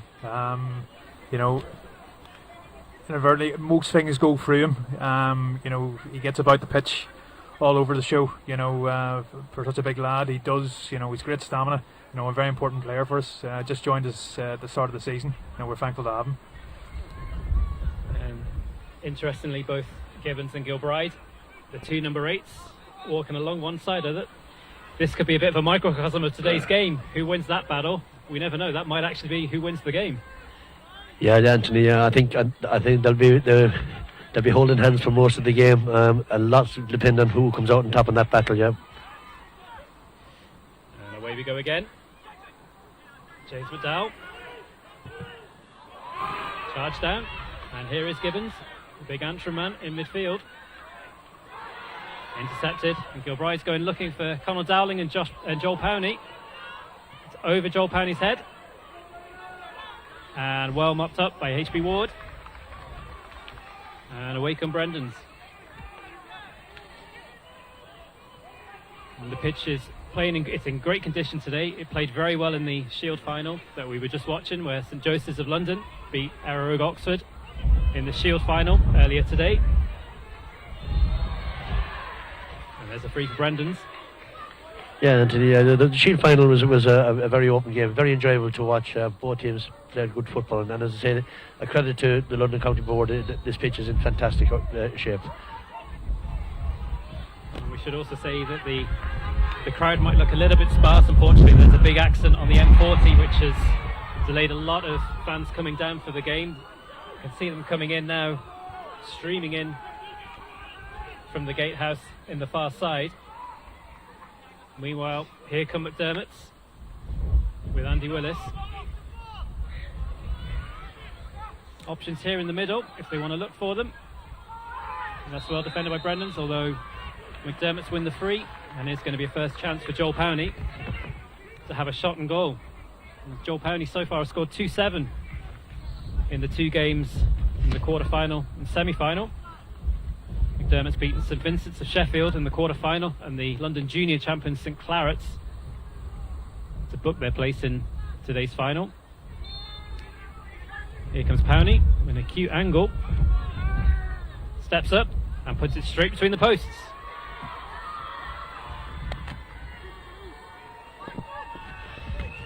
Yeah, very good score again by Joel. He's been tremendous all year. Very cool under pressure, and a good slotted free. A chance now for Brendan's to build an attack, playing into the wind in this opening half. Hugh Peter Ward gives it off. Ryan Devine can't get the ball back though. That's good harrying from Niall Gilbride. Liam Burns does well. And Brendan's win their free. And here's the first chance. And the captain Owen Clark with the ball. And the man from Down leaves it. And this might be a first chance for a score here, Barry. Yes, Ryan Devine there from Legpatrick, Owen Rose. He's been fairly consistent with the free kicks, so hopefully he'll put this over. Yeah, great work there by Liam Burns. Yeah, I know Liam because he's a dual player, a great athlete, and big performance of him today will really push Brendan's up the field. Well deserved free there. And Devine pulls that one to the left and wide.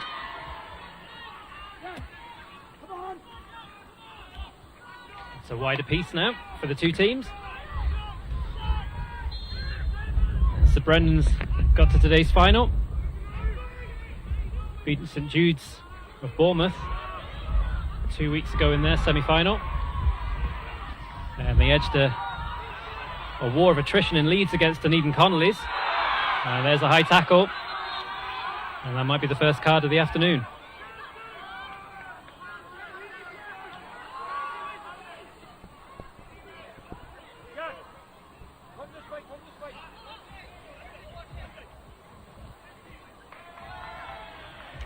And that is indeed the first yellow card for Tomas Ryan.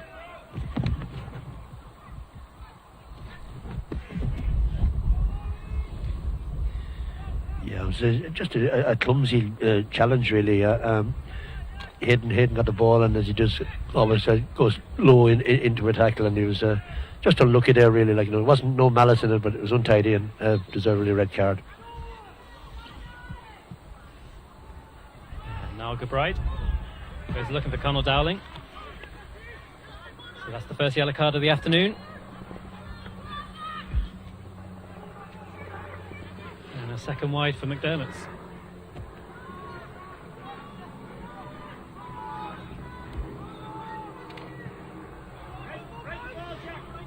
Breaking ball, Devine wins it.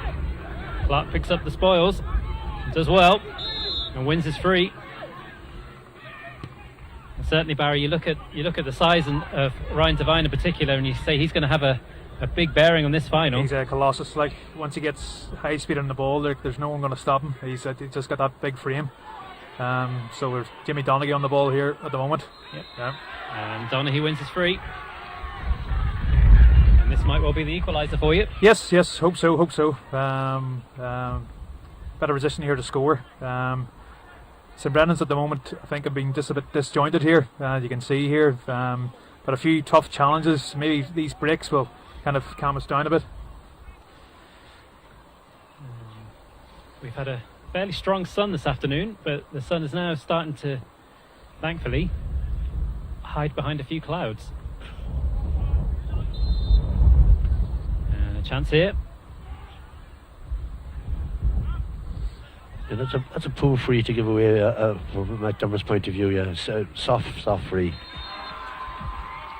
And the man from Monrose levels it up.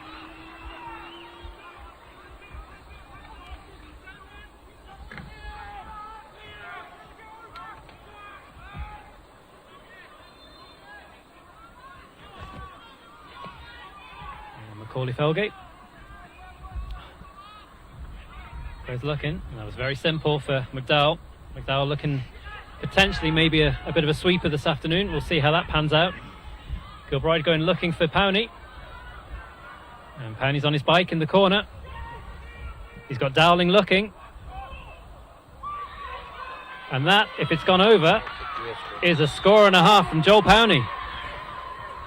Even for St Brendan's, man, that is an excellent score. Yeah, that was a tremendous strike by Joel with the outside of the foot. They had a very cute angle, but great score. I wonder if he was really looking for Dowling, but either way, a point's a point, and McDermotts are back in front. And here come Brendan's. Burns again, the Nafina man. Plays it to Devine. Back out for McCoy. He goes looking, but McDowell is first to the ball.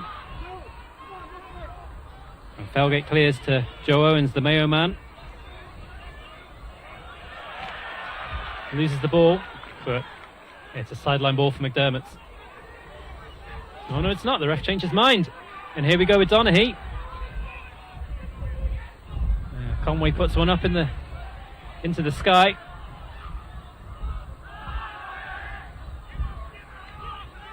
And McDermott's come away with it. Here's Chris Hayden. And he turns his man, goes looking for Dowling. Dowling will get there. He needs help. He gets it from Powney. Hayden's behind him, but he turns around. Has a chance for a score. And puts it over the bar. Yeah, another great build-up by McDermott down the left side here again. Ball early into Dowling, held it up. give it to Powney, and Powney does what he does best. Just put it straight over the bar. Great score. Gibbons and Willis going for the ball, and it's the St Enda's man who gets it, and he gives it inside to Burns. Burns goes looking for Conway, but he loses his footing at the wrong time. Well, that's well won back by Devine. It's a loose ball, and now Gilbride's first to it, but he gets done for overcarrying. It's a free for Brendan's.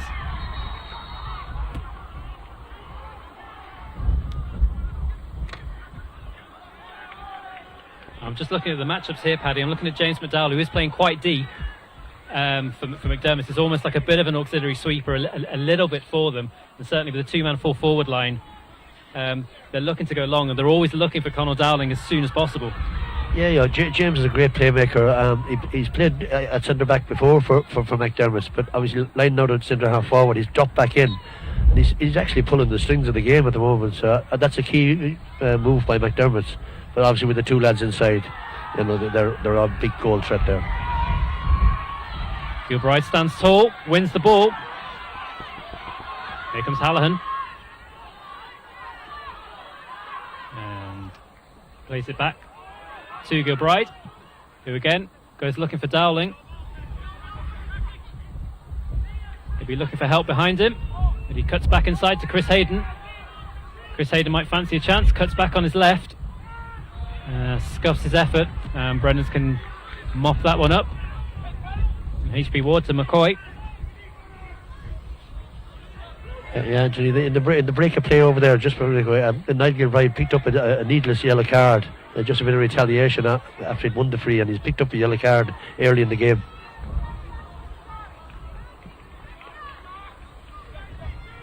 And above all else today, neither side will want to lose a man. Here's Gibbons, slips on the turf, does well. But Hayden's penalised.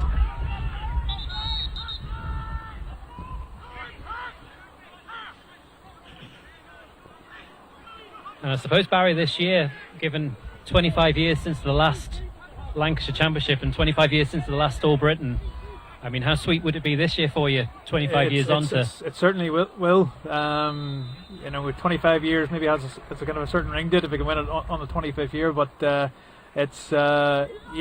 we don't put too much expectancy on us. We're happy to be here, not forgetting, there's a will to win. Yes, like I say, don't be putting pressure on us, and see the game, because at the moment, like I said, we're a bit disjointed. I think nerves are going free, and hopefully we'll get the nerves out of us and play a bit of fluent football. Devine is going to drop short, a bit dangerous, but McDermotts thought they got it away. Donaghy mops it up, back inside, and now Gilbride again. Enough pressure to turn the ball over, and away come McDermotts with McDowell. Back to Gilbride. He's looking for Dowling. Got to watch the drop. Here's Dowling, and here's a goal. It got caught in the sun, and Dowling gambled, and it paid off. Yeah, there was a great, good long ball, early ball again by Gilbride, and the two defenders had a bit of lack of communication there, and no better man to get a ball inside the 14-yard line, finishing 19 out of 10. Good score by McDermotts. Yeah, to be fair, that it's been coming there. We know it's obvious what McDermotts are trying to do there, hit long balls.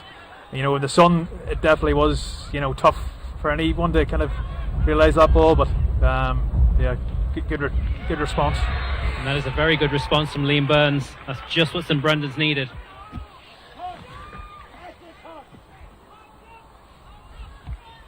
And I should say the sun is pretty much straight behind the goalposts to our right, so that long ball in, if you're a defender, you're looking straight into the sun. And there we are at the first water break, and it's McDermotts who have the advantage here, 1-3 to 2 points. Yeah, McDermott seems to have settled that little bit better on the ball. They've got their hands on the ball and they're working out. And everything is coming through between McDowell.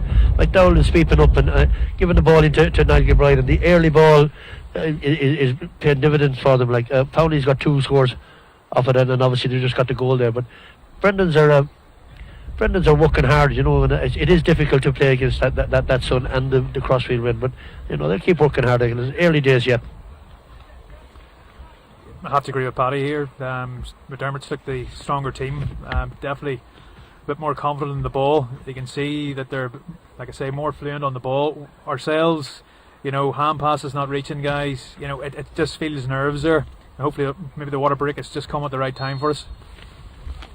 And certainly, Stephen Moriarty, he won't panic with the situation. It's an awful long way to go. And the one thing from seeing Brendan's this year in tight games, they seem to come into their own at that point. I mean, the Lancashire final was an extremely tight game and they came through it.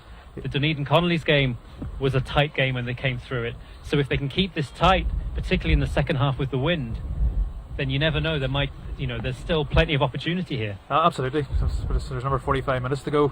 Absolutely no panic. You know, we've been here before in the Lancashire final. You know, we've considered ourselves well experienced in tight games. But we'll have to chip on some scores here, hopefully, as a resumption of the water break. So, yeah, no, absolutely no panic.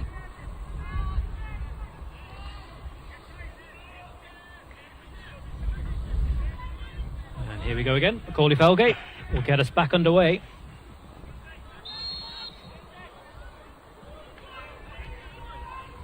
And we should say, wherever you're watching, potentially anywhere around the world, you're very welcome to McGovern Park this afternoon. And we'll say hello to anyone watching in Casey Joe's in Birmingham, watching along today.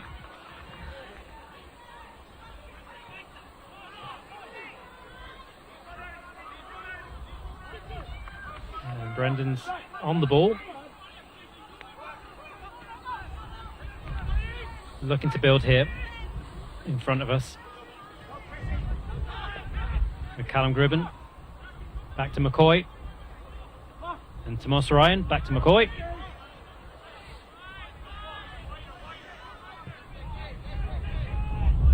And Ryan spreads the ball wide. It's a good ball. There's a chance for Brendan's to come down this left-hand side with Devine. He's certainly a handful, and he wins his free. Yes, that's a good score earned there. You know, he was driving free, and you kind of expect the free kick to happen there.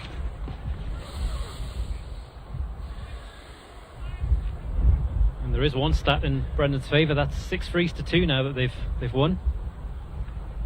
A chance here for the man from Tyrone to add a 3rd point and bring us back to a goal difference.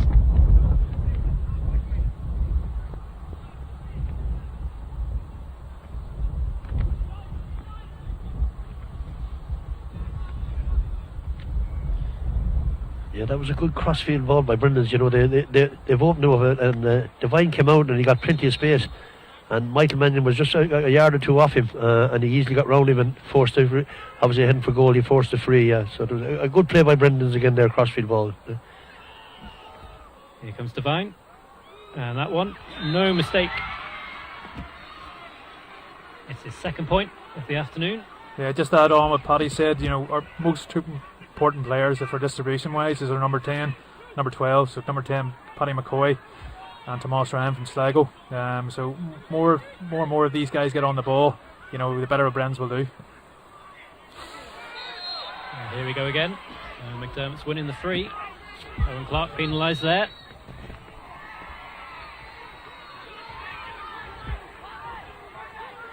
And our referee brings the ball up. Gilbride's got the player completely free outside. That's Jack Chapman, and here he comes. And that was almost juggled to the net, but the keeper made it, and they all count in the end. But that's well stolen by Dowling into Chris Hayden. He takes a shot, but that one goes to the right and wide. It's a 3rd wide now for McDermotts. Yeah, that was a really soft chance really for Hayden. He should have normally be slapping those over, yeah, but they ruled that miss later in the game. Finton Harkin, one of the homegrown players here for Brendan's, who themselves have a Yes. proud history of homegrown talent. We do. With Finton there being a long-serving member for St Brendan's. He's played a variable amount of positions, but he's played nets and did very well for us. And we got Colin Conway, number 13. Well, he famously scored our last-minute point, fisted point in the Lancashire final. And we got a few subs there, names kind of the Connollys and others. We've got a proud tradition of homegrown players, absolutely. Certainly true of both clubs. Sean McDermotts themselves, a very big homegrown tradition. 12 of the starters from the Warwickshire final were homegrown against Casements. I'm sure, Paddy, Casements themselves, big tradition of homegrown players too. Yeah, well, both clubs are really strong at underage, and an awful lot of work got into them. That was a tremendous hit from Joel Powney, and that extends the lead once more to 4 points. Yeah, great striker of the ball, Joel. Reasonably, and hit from any range from about 45 metres out. Yeah, he will take his score there. Yeah. Okay, but McDermotts are starting with 13 homegrown players today, which is a fantastic return for all the work they do at underage. Here comes Gibbons, the big man from Antrim.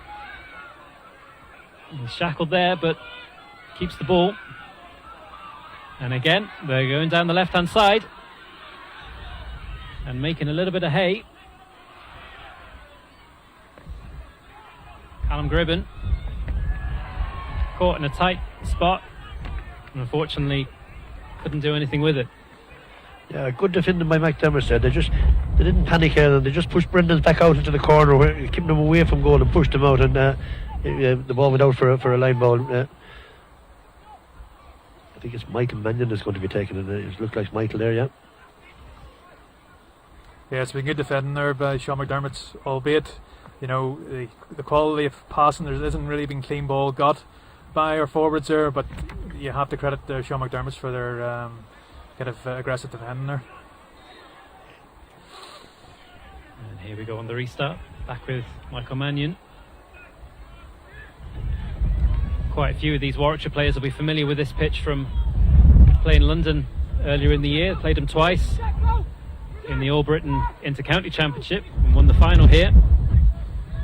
And a good number of the Warwickshire players were made up of the core of this McDermott's team. Liam Gilbride gives it to Hallahan, out to Joe Howens, and the Mayo man puts one in. Another chance for Dowling, who reacts quickest, has a shot and scores! 2 strikes, 2 goals, and Conor Dowling has McDermott's firmly in control. Yeah, there's a great ball in, and a great run by Gerald Powney. He took 2 players out of the race, and to give Conor the opportunity to turn. And as I said before, no better man to put the ball in the back of the net from that range. Yeah.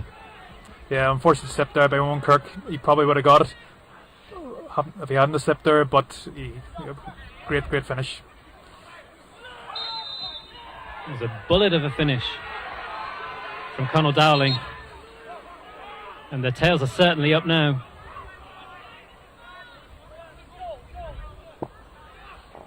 We've got just over 7 to run here until half time. Yeah, another soft free again given away by St Brendan's. They're going to have to cut this out, because especially in the first half with this win, Joel won't be far away with this one, I think. Just under 50 out. Strikes it well. Will it carry? Yes, it will.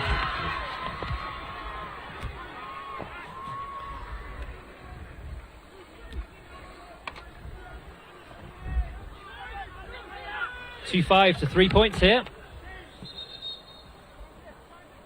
at McGovern Park. We should take the opportunity to thank the London County Board for letting us host the All Britain final here, and also thanks to 247.tv for broadcasting our coverage live and free on YouTube this afternoon in association with the Provincial Council of Britain. It looks like a substitution here, Paddy, for St Brendan's, I think.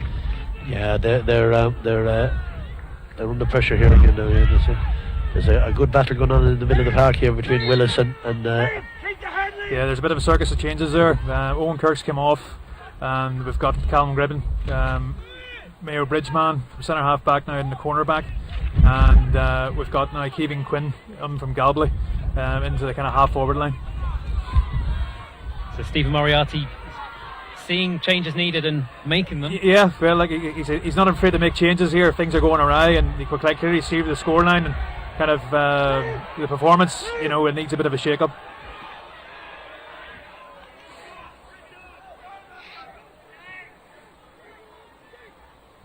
And as we said, a very long way to go in this one. Particularly with that wind, Brendan's will have the advantage in the second half. And for McDermotts, they're going to try and make as much as they can from the advantage they've got here. And Gilbride's called back there for over-carrying. It's a free out for Brendan's. Just shows the referee's not afraid of penalising players for over-carrying. That's been a few times now for both sides. He's the captain, Owen Clark, from Down. Back to McCoy.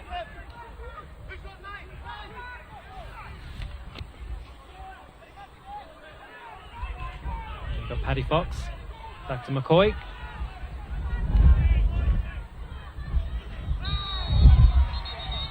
If I'm right, I think there's 4 starters from Down in the team today. Yes, there is. Like I said, Callum Gribben, Mayo Bridge, HP Ward, Bransford, Owen Clark, Leitrim, and Chrissy Ryan from Clonabana, the man from the banks of the Van. There's another yellow card there. Yeah, Cian Folan, Anthony. That was he hasn't been on the ball that much. He's been quiet, but he's just come out there in a very late tackle. Yeah. Cian Folan there, playing at corner back today. Usually see him further out the pitch. And that's well stolen from Chapman. That's a bit of a dodgy one for Powney to do anything with. And that's well done by Burns.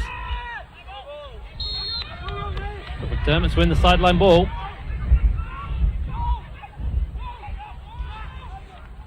Powney's got Dowling for the long ball. Here he goes. And this time it's well dealt with by HP Ward. He needs to deal with that in the sun, and he did. Very reliable defender, HP Ward. You know, as many St Brennan's men, like he is one of our pivotal players.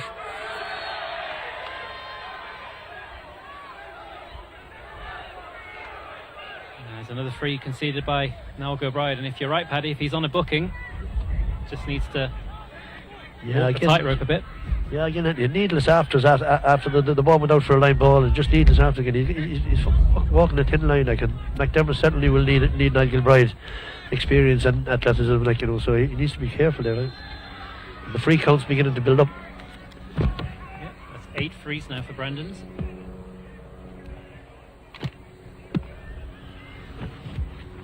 This one might be a little bit too far out, Barry, for a shot for Ryan Devine. Yes, I think Kevin Quinn is taking responsibility here. Whether he takes it off the ground or out of the hands of another thing. But no, he's just came on there. He might be a bit kind of rusty, but let's see how it goes. And that looked like a yellow card for James McDowell. That's not a player they want on a booking. Yeah, the yellow card. The McDermotts have picked up 3 yellow cards now, and you know, as the game's going on, you can be tensions, like, you know, the second half. That they need to keep these players in. There's needless yellow cards. Aaron Fitzpatrick, Barry, I think, for this one. It's Kevin Quinn there. Is it? Yeah. Okay. It's just got a little bit too much on it, and that's gone to the right and wide. Yeah, it's just probably the story, like I said. He just came on. He just kind of got Burns there.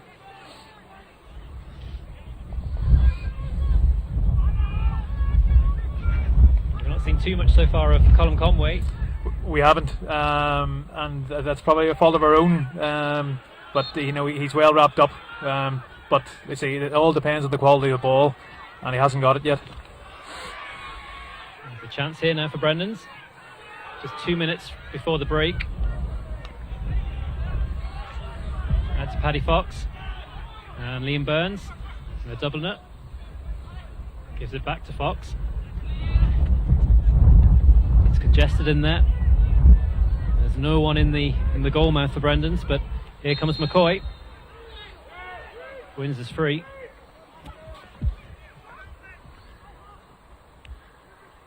And a chance here for Ryan Devine. No, he's walked away from it. Liam Burns there.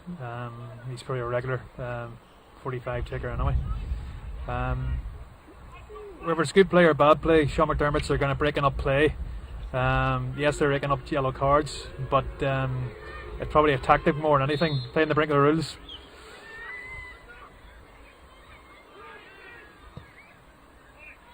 It's a good strike from Burns.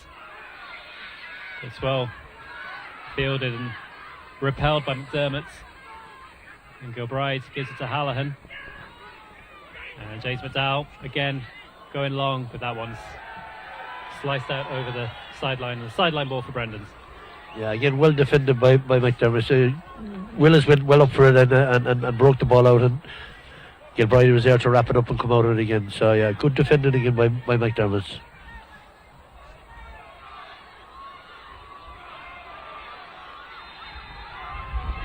Another free for Brendan's. They are certainly stacking up now. And here they come.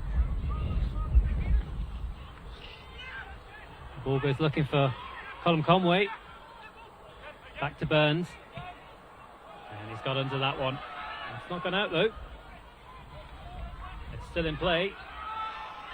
That looked a little bit off the ground, but we play on. And we play on to half time. And so far for Sean McDermotts, so good.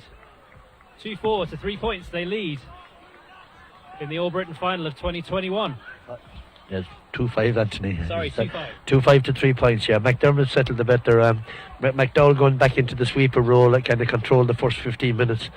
And obviously the two goal chances that came to Conall Dowling, like a player of his stature and calibre, he put him away and punished Brendan's, but Brendan's are working hard. I was down a pitch side for the Shield game, and it is difficult against the wind, that crossfield wind and the sun, but hopefully the second half Brendan's will regroup now and get some ball into their full forward line. The markman, McDermott's are probably the better of the two teams, with the way they kept possession and put the ball in early.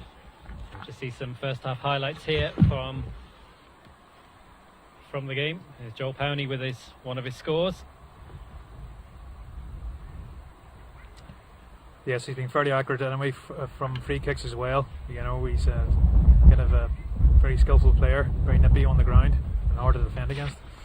And here is that first goal for Conall Dowling. Simple finish to the net. Again,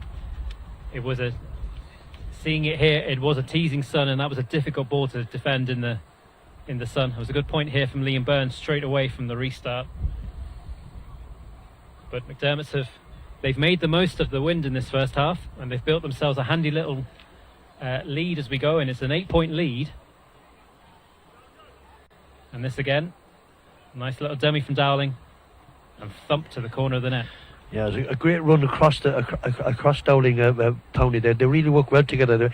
When he ran across the two players, he made the space for Dowling, but as I said, Dowling still had to finish, and it was a great strike and gave Fenton no chance in the Brendan's goal. And that's what McDermotts do. They scored in the semi-final. The goals counted again, But as I said, there's a long way to go here. That is a very deceiving strong wind, and if Brendan's can get their hands on the ball and get the ball in, they could cause problems aside. But overall, McDermott's kind of shared the first half. So, as we wait for the teams to come back out for the second half, it's Sean McDermotts who have the advantage. We'll be back in a couple of minutes.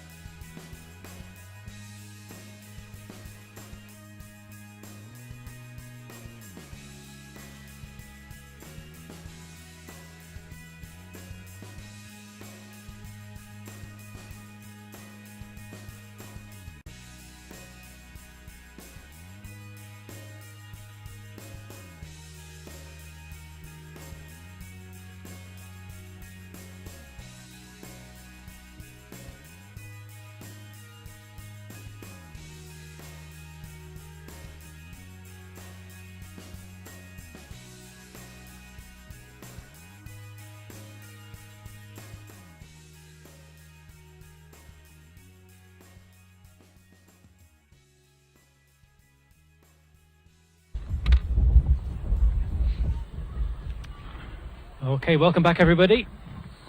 We've got 30 minutes to run in this year's All Britain Championship. And the question is, can St Brendan's find a response in this second half? They'll have the wind and they'll have the sun behind their backs. And we'll find out, Barry. Yes, I hope we take advantage. That maybe the images don't tell a true picture like it is. It gusts. It's advantageous from playing from right to left here. The deficit is going to be a tough task to get over. But it's pivotal that we get the first few scores here, get a bit of confidence and a bit of conviction and belief that we can get past this. It's a pretty sizable lead. And as Sean McDermott's come back out, I suppose Paddy, for Ozzie Bennett, it's so far so good. Yeah, he'd be pleased with that first half. The amount of time they got their hands on the ball and kept possession, and obviously the scores that came and the time they came in the game. He'd be pleased overall. But knowing Ozzie of old, he's never satisfied until they get over the line, and he'll have that drilled into him.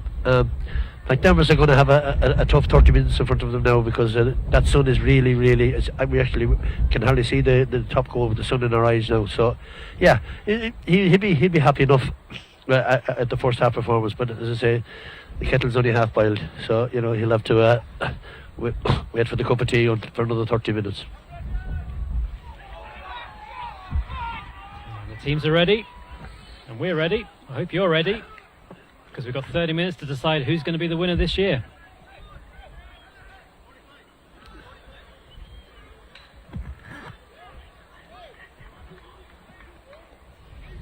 I'll say on behalf of the Provincial Council of Britain, thank you very much for tuning in for today's match here, live on YouTube. It's certainly a first for us for this year. Yeah, I'd like to it's thank you to the All Britain Council and London GAA for hosting this here, and just a shout out to our sponsors there as well. With no stone uncovered to helping these lads prepare for this game. And we're back underway. Andy Willis winning the ball. Here's Niall Gilbride.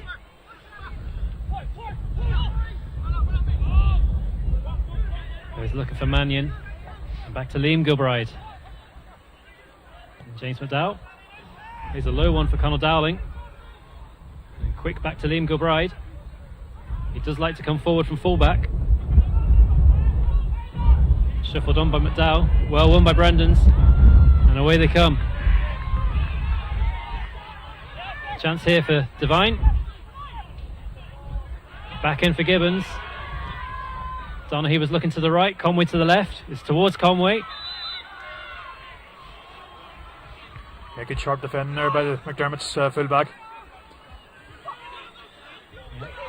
Now it's Declan O'Brien.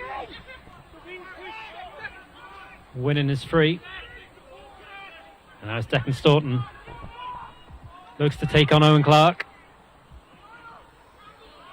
Out on the far side to Chapman. Chapman has a shot. Dowling keeps it in. He's got Hayden rushing in. There's a chance here. And he hits the post. There's a let off for Brendan's. Absolutely a let off. It was a good goal chance there. And away they come again with Gibbons. What can the big man from Antrim do here? He had 4 men ahead of him. One of them's Devine. And here he is. Takes on Gilbride. Waiting for the ball again. And gets it again.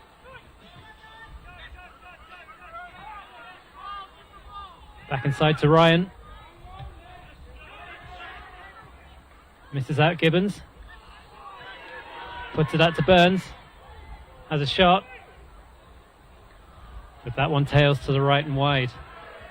It's the third Brendan's wide. Yeah. Yeah, that's a scoring opportunity that Burnsy would normally take there, you know, and a bad miss really. He was under no pressure at all. He should have slotted that over. Yeah, I agree with Paddy there. It knows him well.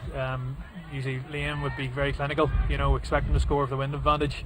They're kind of 40 yards out, but just narrowly wide. That's a great take from Gibbons. Into Devine. Plays it forward for himself. Has a shot. And that one is straight over the bar. Tremendous Much score needed there. Yeah, tremendous score from Ryan. You know, he's been doing that, you know, from the quarter-final and semi-final. You know, once he gets kind of his range, you know, he's a very sharp shooter. Yeah, a great score from he was well out there. He was about 35, 40 yards out, and he a good score, you know, that Brendan's badly needed.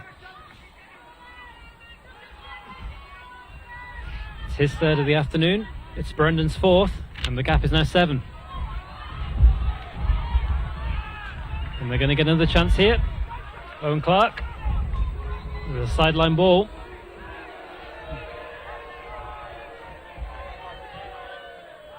He's gone looking for Conway. And O'Brien's equal to him, but the ref's going to throw that one up. The classic hot ball there. Two lads just had possession at the same time. Nobody was giving that one up anytime soon.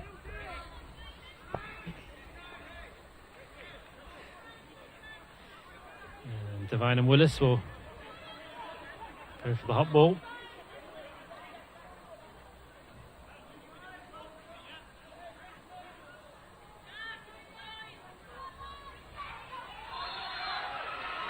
And Brendan's win the free. Yeah, again a soft free given away by Willis there. Like after the throw in, when the ball broke, he just pulled his men down. Very soft free to give away.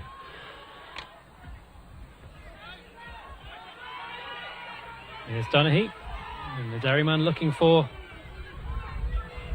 a bit of help. He gets it from Paddy Fox. And back to Burns. Inside for Ryan, might shoot. He does shoot, and he scores.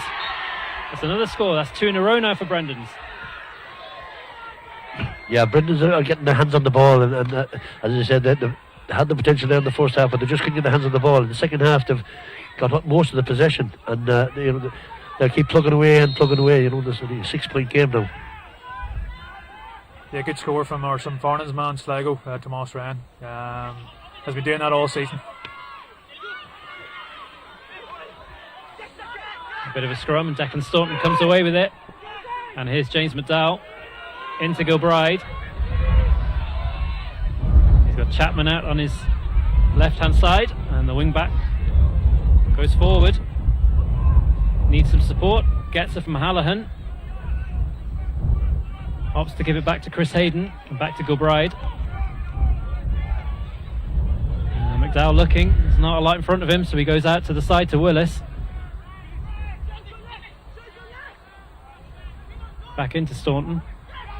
Got Keenan Folan ahead of him. Staunton goes on. From McDowell, back to Staunton, running into traffic, but wins a free. Yeah, soft free again. A really needless free by Brendan's. All they got to do is stand up there, because he's nowhere to go. They've got 2 men standing beside one another, and again, it's a very, and obviously it's a very easy scoreable opportunity for Joel here. Like, you know, so Brendan's need to cut that out and pressure the ball further down the field. Like, but again, good work by McDermotts. They didn't panic. Ball came out wide, and then they just walked it through the half-backs running forward. Good run by Declan Staunton there.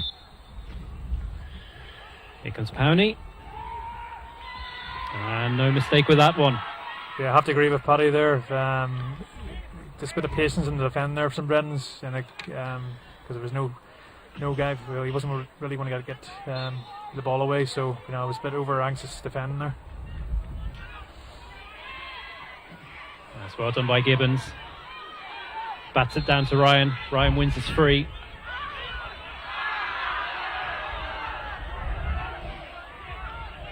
And looks like Hayden went down there, but I think the referee says nothing doing. Yeah, Hayden just ran into Gibson there and made a big deal of it. The referee right in front of the referee. The referee wasn't having none of it. St Brendan's got lucky there. We just disputed the ball, and McDermott's man got in front there, so we got a second chance.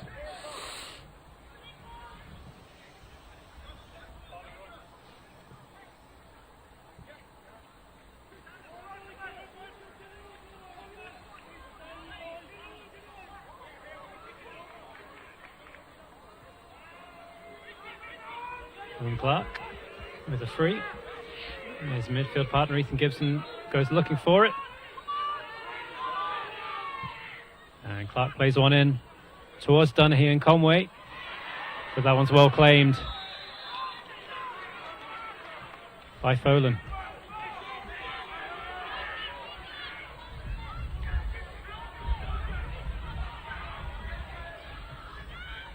And away they come again.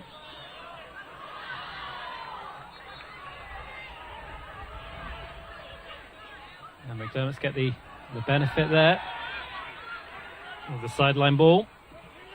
Comes back into Chris Hayden. Another chance to spring an attack with Gilbride. Plays to Joe Owens. Back to Gilbride. He's got Staunton on the overlap. He's looking for Owens. Goes over Owens.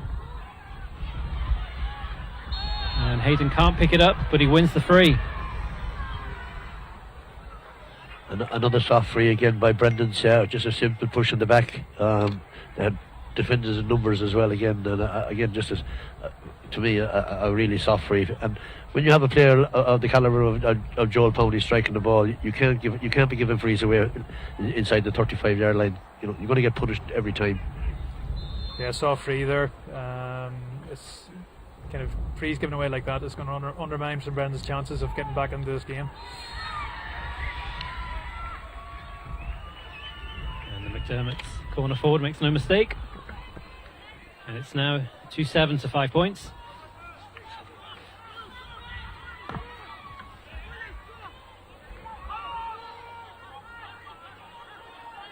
And Paddy Fox bringing the ball out for Brendan's. Owen Clark running into a bit of traffic, does well. Back to Ward. And over to Liam Burns. Got a bit of room ahead of him if he wants to use it. Goes looking for Donaghy. He cuts back inside. That's a bit of an up and under. Chance for Conway though. And he does extremely well to get that one. There's a chance here. And it's a very simple finish for Ryan Devine. Good response there. Good in a change of hand passes. You know, what it could have point on the scene, the spare man in front of the goalkeeper. Well worked. Yeah, a great take by number 13 there. A great take, and then he set it up there. Like, you know, good work, a good hand passing, and a simple finish. Really, well done. Colm Conway with the field. Ryan Devine with the finish. And it's game on here in McGovern Park.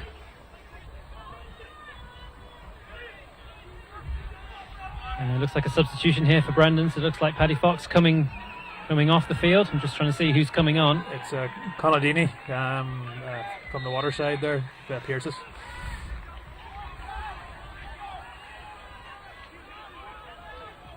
Now, how will McDermotts respond to that? Here they come. Dow gives it to Gilbride. Over to Hayden.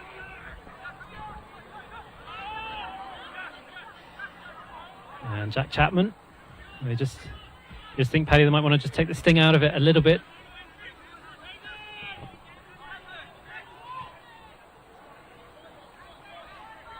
And Andy Willis, the midfielder.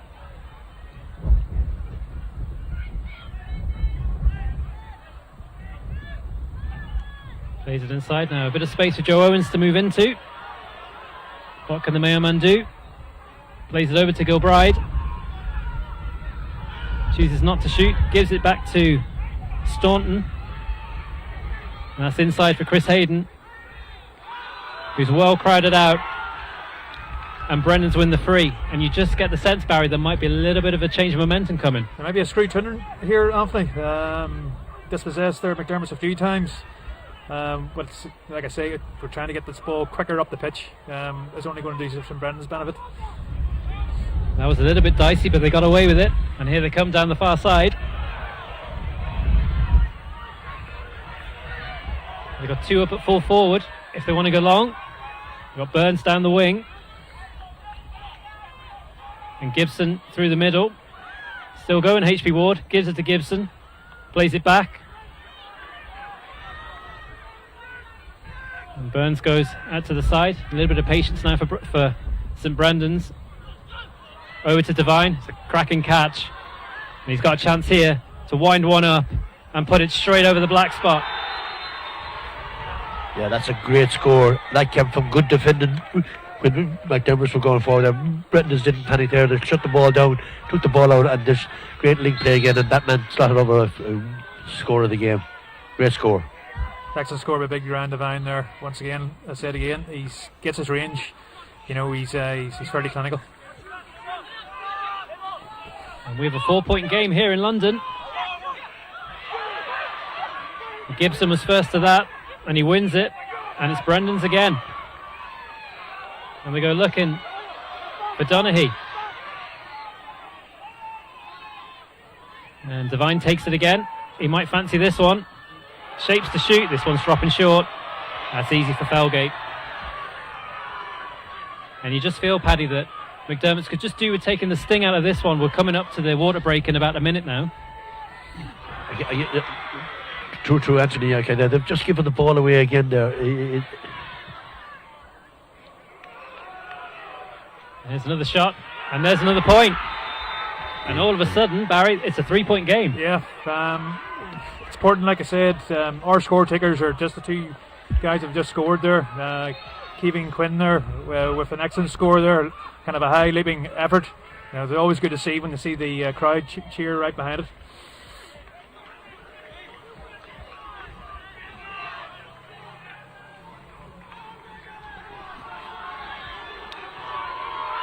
And as we see the teams come off for the water break, it's the Brendan's fans from Manchester making all the noise on the far side, and it's a 3-point game. It's 2-7 to 1-7.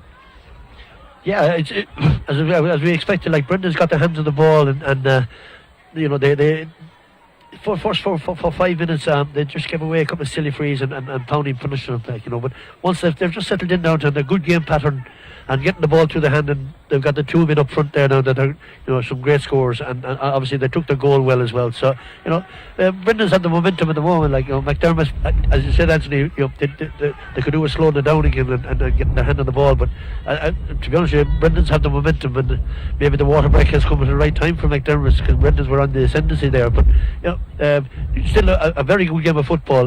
Both teams are working really hard, but yeah, very enjoyable game. Yeah, but all to play for now. And what I'd say there, Barry, I'm looking at Gibson, I'm looking at Devine, the two who to me look like the key players to Brendan's in that quarter. They came alive. Yeah, they are big game players, particularly around Devine. I see a bit of edginess there from Sean McDermott's, and ourselves now, we're eventually now taking advantage of it. But you know, it is, they've stepped up a level here, and hopefully carry this momentum now for the last 15 minutes. You feel the next goal will be incredibly crucial. Yeah, the next score, whoever can get up. if Brendan's can get up the field and get a score, they're going to carry that momentum. But if McDermotts go up and get a score, they'll steady the ship, like, you know. So yeah, the next score, the next 5 minutes is going to set a family. And, you know, it wouldn't surprise me that we could be here for most of the evening, like, because this could go to extra time with the way things are as well, like, you know. But I wouldn't be surprised, Paddy. And we're underway. Andy Willis dispossessed by Colin Conway. Yeah, penalised there for taking too long on the ground. And looks like a substitution over there for McDermott's. We'll just see, I think Joe Owens is coming off. I'm just seeing who's coming onto the field now.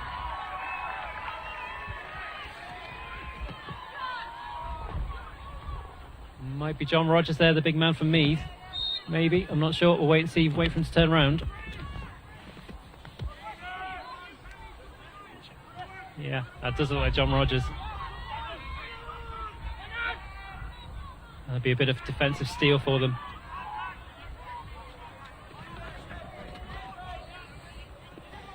And here we go again with Willis and McDowell. Back to Chris Hayden. And Declan Staunton. Only two men up top, Powney and Dowling. Into Hallahan.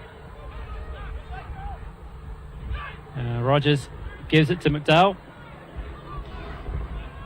You notice in this second half, McDermotts are not really going for the long ball. It's not really been on for them. But here's a chance for Hallahan. Cuts inside, slips, but it doesn't matter. That's a much needed point for Sean McDermotts. And the gap's back out to 4. Yeah, again, patient build up by McDermotts. Yeah, McDowell was the orchestrator there again. What ball went through him about 4 times and he didn't panic. And then he put Hallahan in for a good score. To see their own Kirk's come back on. Patrick Mullins just come off. It seems to be an injury there.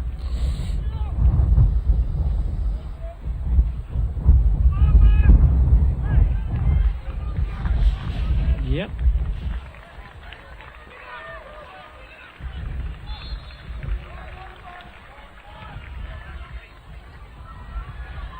Eric Mallon from Tyrone. That's his afternoon done. Good catch there by Owen Clark, our captain. And here come Brendan's once more. Coming through the middle of the field. And Quinn. There's 2 men to aim for up top. Conway goes looking. And Devine gets it, turns and scores. We're back to 3 again. Yeah, Devine has gone into the edge of the square, and I think they've left Declan O'Brien to mark him. O'Brien could do it, drop him back there and closing that out. But a good ball in by Brendan's and a good score by the big man again. Yeah, good pass by Colin Conway there. He seems to be, he's been shifted out to the half forward line. Colin's been fairly quiet for the kind of previous minutes of the game. So that's a tactic switch there by management. There's plenty of time left in this one. There's plenty of opportunity for both teams. And here come Brennan's again. With McCoy. Cuts inside to Chrissy Ryan. McCoy couldn't get it. Conway did get it. Back to Gibson. Takes a shot.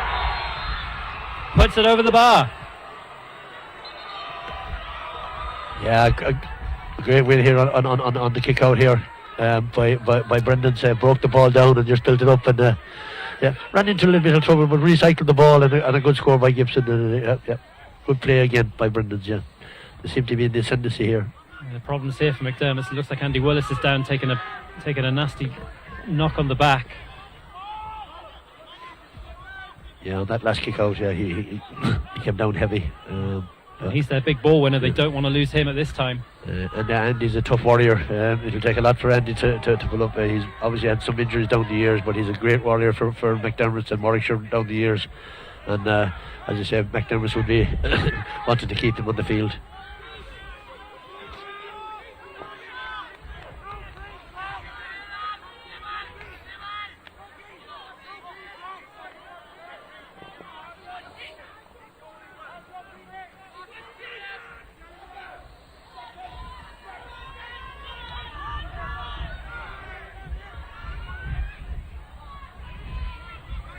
It's 1-6-3 in this second half to Brandon's.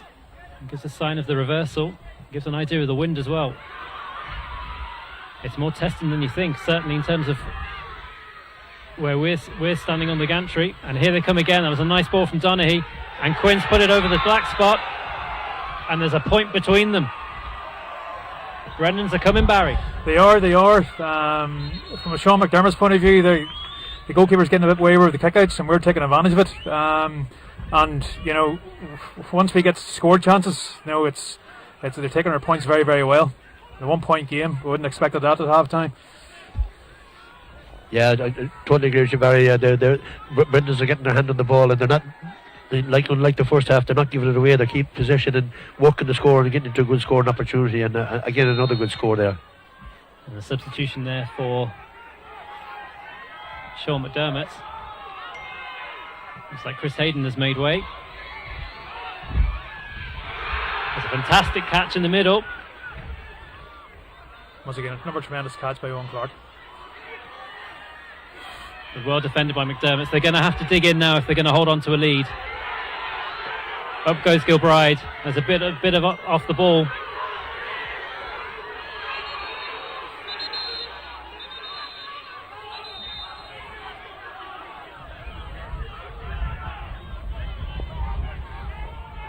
And we'll see if either the referee or... I'm just looking at Bino Collins walking in here on the side. I wonder, did he pick up anything?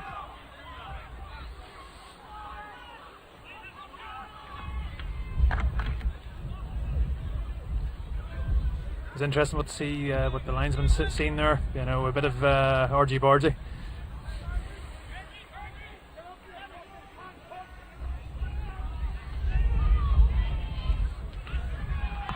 And we're about to find out here what's going to happen. That's Jamie Donaghy and Keenan Folan.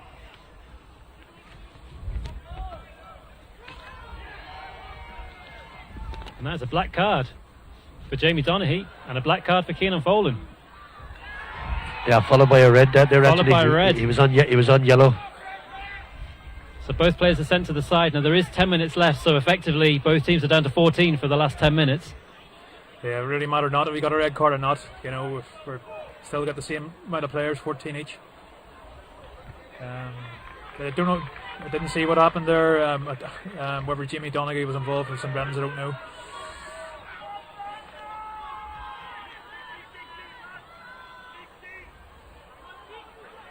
But Jamie Donaghy's a very important player. Very courageous on the ball. You know, a big miss in the last moments of this game. And we're back underway. Here's Gilbride, captain. We've got Chapman to his side. And back inside to Hallahan. And Chapman once more, looking for help. He's got Waddell on his inside. And there's more off the ball.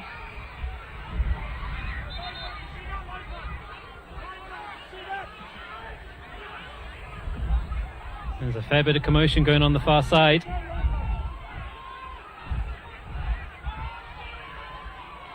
I must say, Paddy, I didn't pick that one up.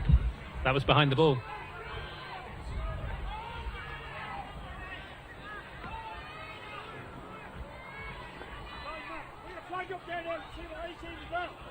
Is someone else about to see the touchline earlier than normal? It's crucial moments here. We've got 7 left, and there's only a point between the teams. Yes, he's got a bit of practice there, and it'll only help the leaders at the moment, being a point up.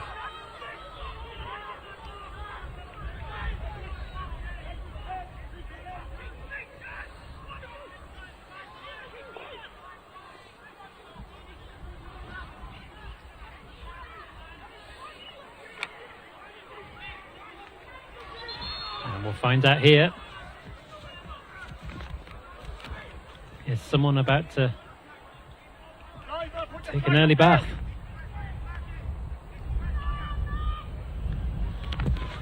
It's Andy Willis. There's a couple of yellows each.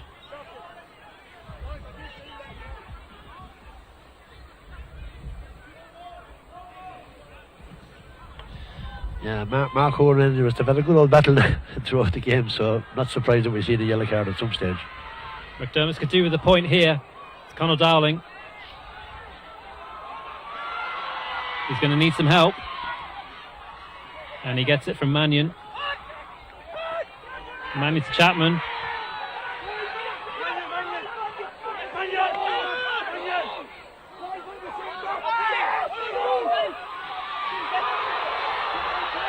And that was interesting because Bino Collins put his flag up and put it down.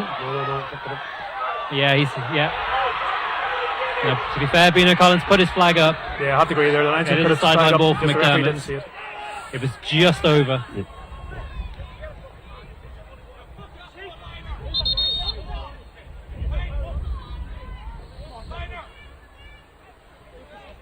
Someone else might be about to go in the book here. That's another black card. Yeah. Black card for Quinn. Yeah, just off the ball incident. I think it's dragging down an opponent there. How crucial could that one be? Yeah, it could be crucial because he's been very prominent in this second half. Now what can McDermotts do? McDowell to Staunton. Takes a bit of a hit, but carries on. On goes McDowell. Takes a shot. It's well charged down. And it's a free out for Brendan's. Well done from HP Ward. Callum Gribben. Tough challenge, but picks himself up. Yeah, again, good defending by Brendan's again. Yeah, they just didn't panic and didn't give away the free like they were earlier on the game. They're just steady there. And was well done by HP Ward under pressure. And now Brendan's going on the hunt for an equaliser. We've got less than 4 minutes to run. Owen Kirk. Back to McCoy.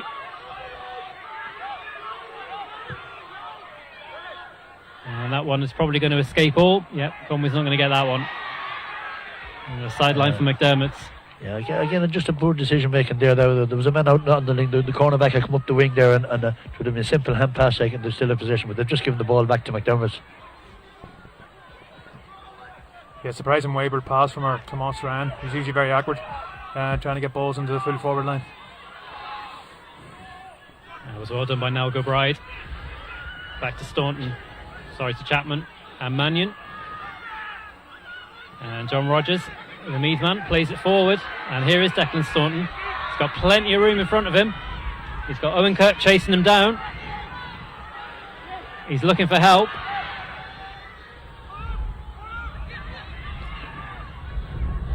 And here's Joel Powney. He gets pushed out over the side. And it's a sideline ball for Brendan's. Another substitution here for St Brendan's. Yeah, Kieran Connolly's just come on there for Tomas Ryan. Kieran's a very explosive player, very dangerous on the ball. And if I'm right, scored the goal in the Lancashire final. He did indeed. Hadn't been for Kieran, we wouldn't be here at all. Well, you're very much here, and you're very much in the hunt. There's a point between them. Finton Harkin comes way out the field. HP Ward brings it over halfway. Watched by Liam Gilbride. And back for Gibson. What can the big man from Antrim do here? Gives it to Devine. It's Antrim to Tyrone. It's a hit. It's a chance. It's a goal. Now, question, was that a square ball? I think the referee's going in to have a look. Well, it's hung out in the air, hung out there a long time from free play, as long as he's outside the box before the ball's kicked. So we just have to wait and see what the umpires say. We just had the replay there, so you can make your own judgments from what you think. It's a goal. Yeah, I thought on the first run, I thought it was a goal. He ran from about 15 yards in across the goal, like, a great delivery in again by the big man, and a simple finish really. Kieran Connolly had it again. Last minute winner, did it at the Lancashire final against John Mitchell's. Has Kieran Connolly just won St Brendan's first All-Britain title? There's less than a minute to go. And there's two between them. Yeah, I think Anthony will have a good bit of stoppage time with the two smashers, as we call them, But yeah, this game is far from over yet. What can McDermotts do? They've won a free.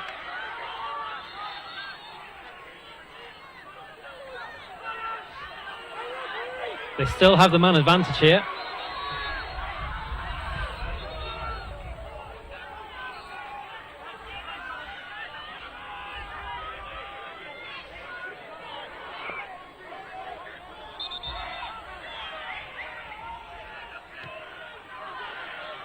And away we go again.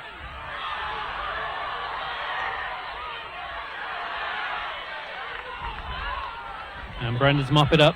And away they come. Chrissy Ryan. There's a man on his side. And that's Owen Kirk. And he can play it forward to Conway. And Conway's got a chance. And McDowell loses that one. And it's a free for Brendan's. And they might go 3 ahead here.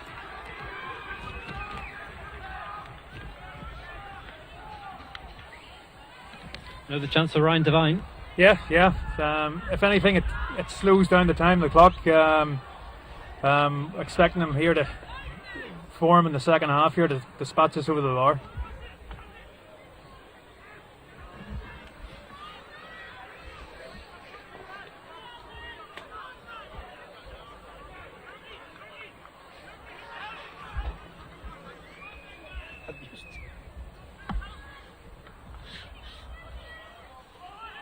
And the man from Owen Rose, he's been so influential this afternoon, steps up just inside the 45. This one's going to drop.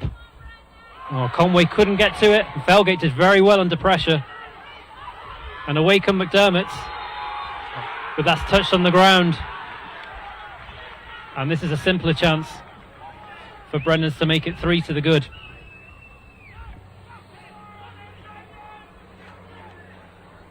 That's an over-tentative attempt there from Ryan. You expect them to, get that well over the bar there. But let's see how he goes here.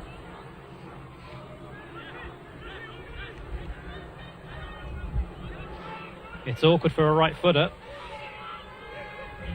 but it's well within range. He's just got to find the accuracy. Up he steps. And he puts it wide. Yeah, difficult for a right-footed kick ticker to do that, but surprised at putting it wide all the same. We've played 2 minutes. We wait to see how many minutes that the referee actually allows. You feel there's still time here for McDermotts. They still have the man advantage. They can still pull this one out of the fire. And Gibson wins the sideline ball. It's overturned by the referee.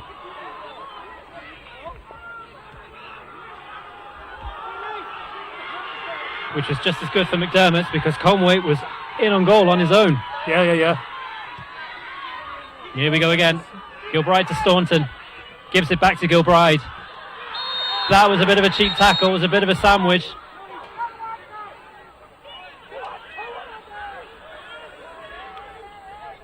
I think Gibson will take a yellow for that one.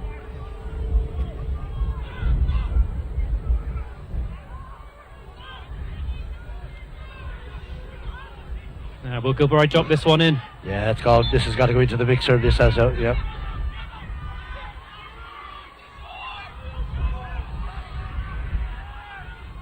Gives it to Staunton.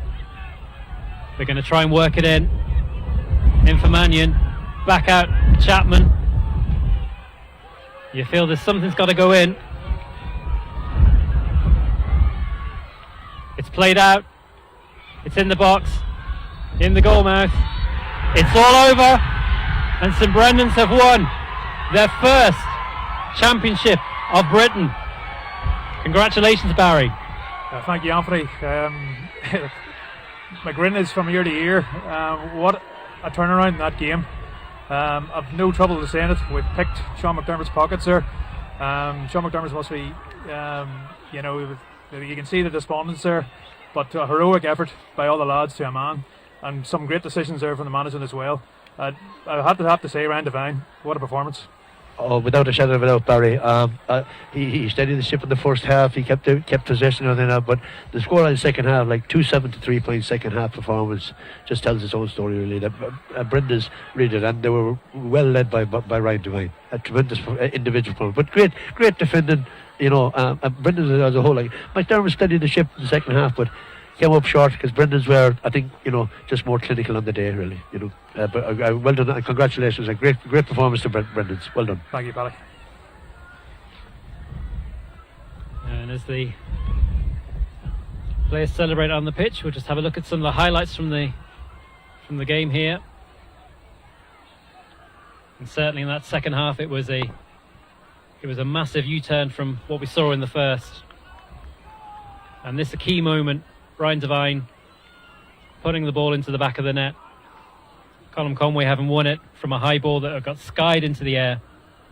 And this again, Devine fielding and thumping one over the bar from the 45. And it was at this time when the momentum had fully switched towards Brendan's. And they etched away at the lead. And eventually, the substitute did it again. Yeah, Kieran Connolly, it seems to be the fortune for us all season. Kieran, with only moments to spare, comes up, with a smash and grab winner. Like I only said, he did it before. It seems to be kind of a sign over us that we can kind of snatch these perilous kind of positions and come back. But it's enough. To be honest, I'm speechless. Yeah, some great opportunities to field and decision making at crucial times in the second half there. Just after the water break, they didn't panic and they got the ball into their hands. And as we just see here in the replay, it was just some great league play and some great scores. I'm looking here. They actually scored 2-7 for play in the second half. That just tells the story itself, really. And that was the moment. That was the substitute. And Connolly's goal that's won the day here at McGovern Park for St Brendan's. Yeah, he's certainly going to folklore now. If he didn't do it already, he's definitely on it now. And Kieran, he'd be a raucous lad at the best of times, but he's a great player, important for us, and a Mancunian as well. Great to see. And a word for Sean McDermott's, Paddy. That must be hard after such a great performance in the first half. They just couldn't hold on. Yeah. The McDermotts will be disappointed not coming away with the win because they were in control of the game. And a great first half performance, and credit to Brendan's, but McDermotts, they just couldn't get their hand on the ball. They couldn't get the ball inside to the two lads inside, and again we were like Brendan's sideline there. They have a good bridge. They brought lads on, but they dropped the lad in front of the two lads. And anytime McDermott they couldn't see Dowling or Powney, which was a major threat, and they stopped the supply in, which was great. Well, that went down to the work rate, especially across the middle of the field. I thought the half back line were like Burnsy on the right, up and down, and working and closing everyone down. That's really the story of the game, really. But credit to both teams. A very enjoyable game, very enjoyable game in both halves. But I think just a little bit of experience clash. But McDermott's will be sore about it. But knowing McDermott's, unfortunately for our own club, we'll have to be as we can. They'll be going mad for another county championship, get another crack at this. But commiserations to them. A great club. They put an awful lot of effort into underage, and I think they started with 13 Birmingham-born lads. Credit to the club, and yeah, they will be disappointed, but they'll come back again strong. There's no doubt about that. Yeah, I have to give credit to Sean McDermott too. It was a good fought and tough battle, and you can see the sportsmanship here now.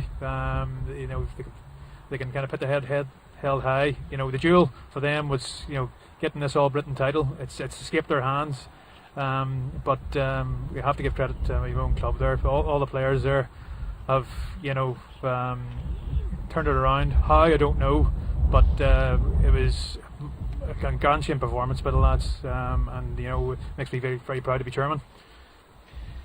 And as we see pictures here of the presentation, and I'm sure Owen Clark will be the proudest man in McGovern Park when he steps forward to lift the Provincial Council Championship of Britain in a few moments' time.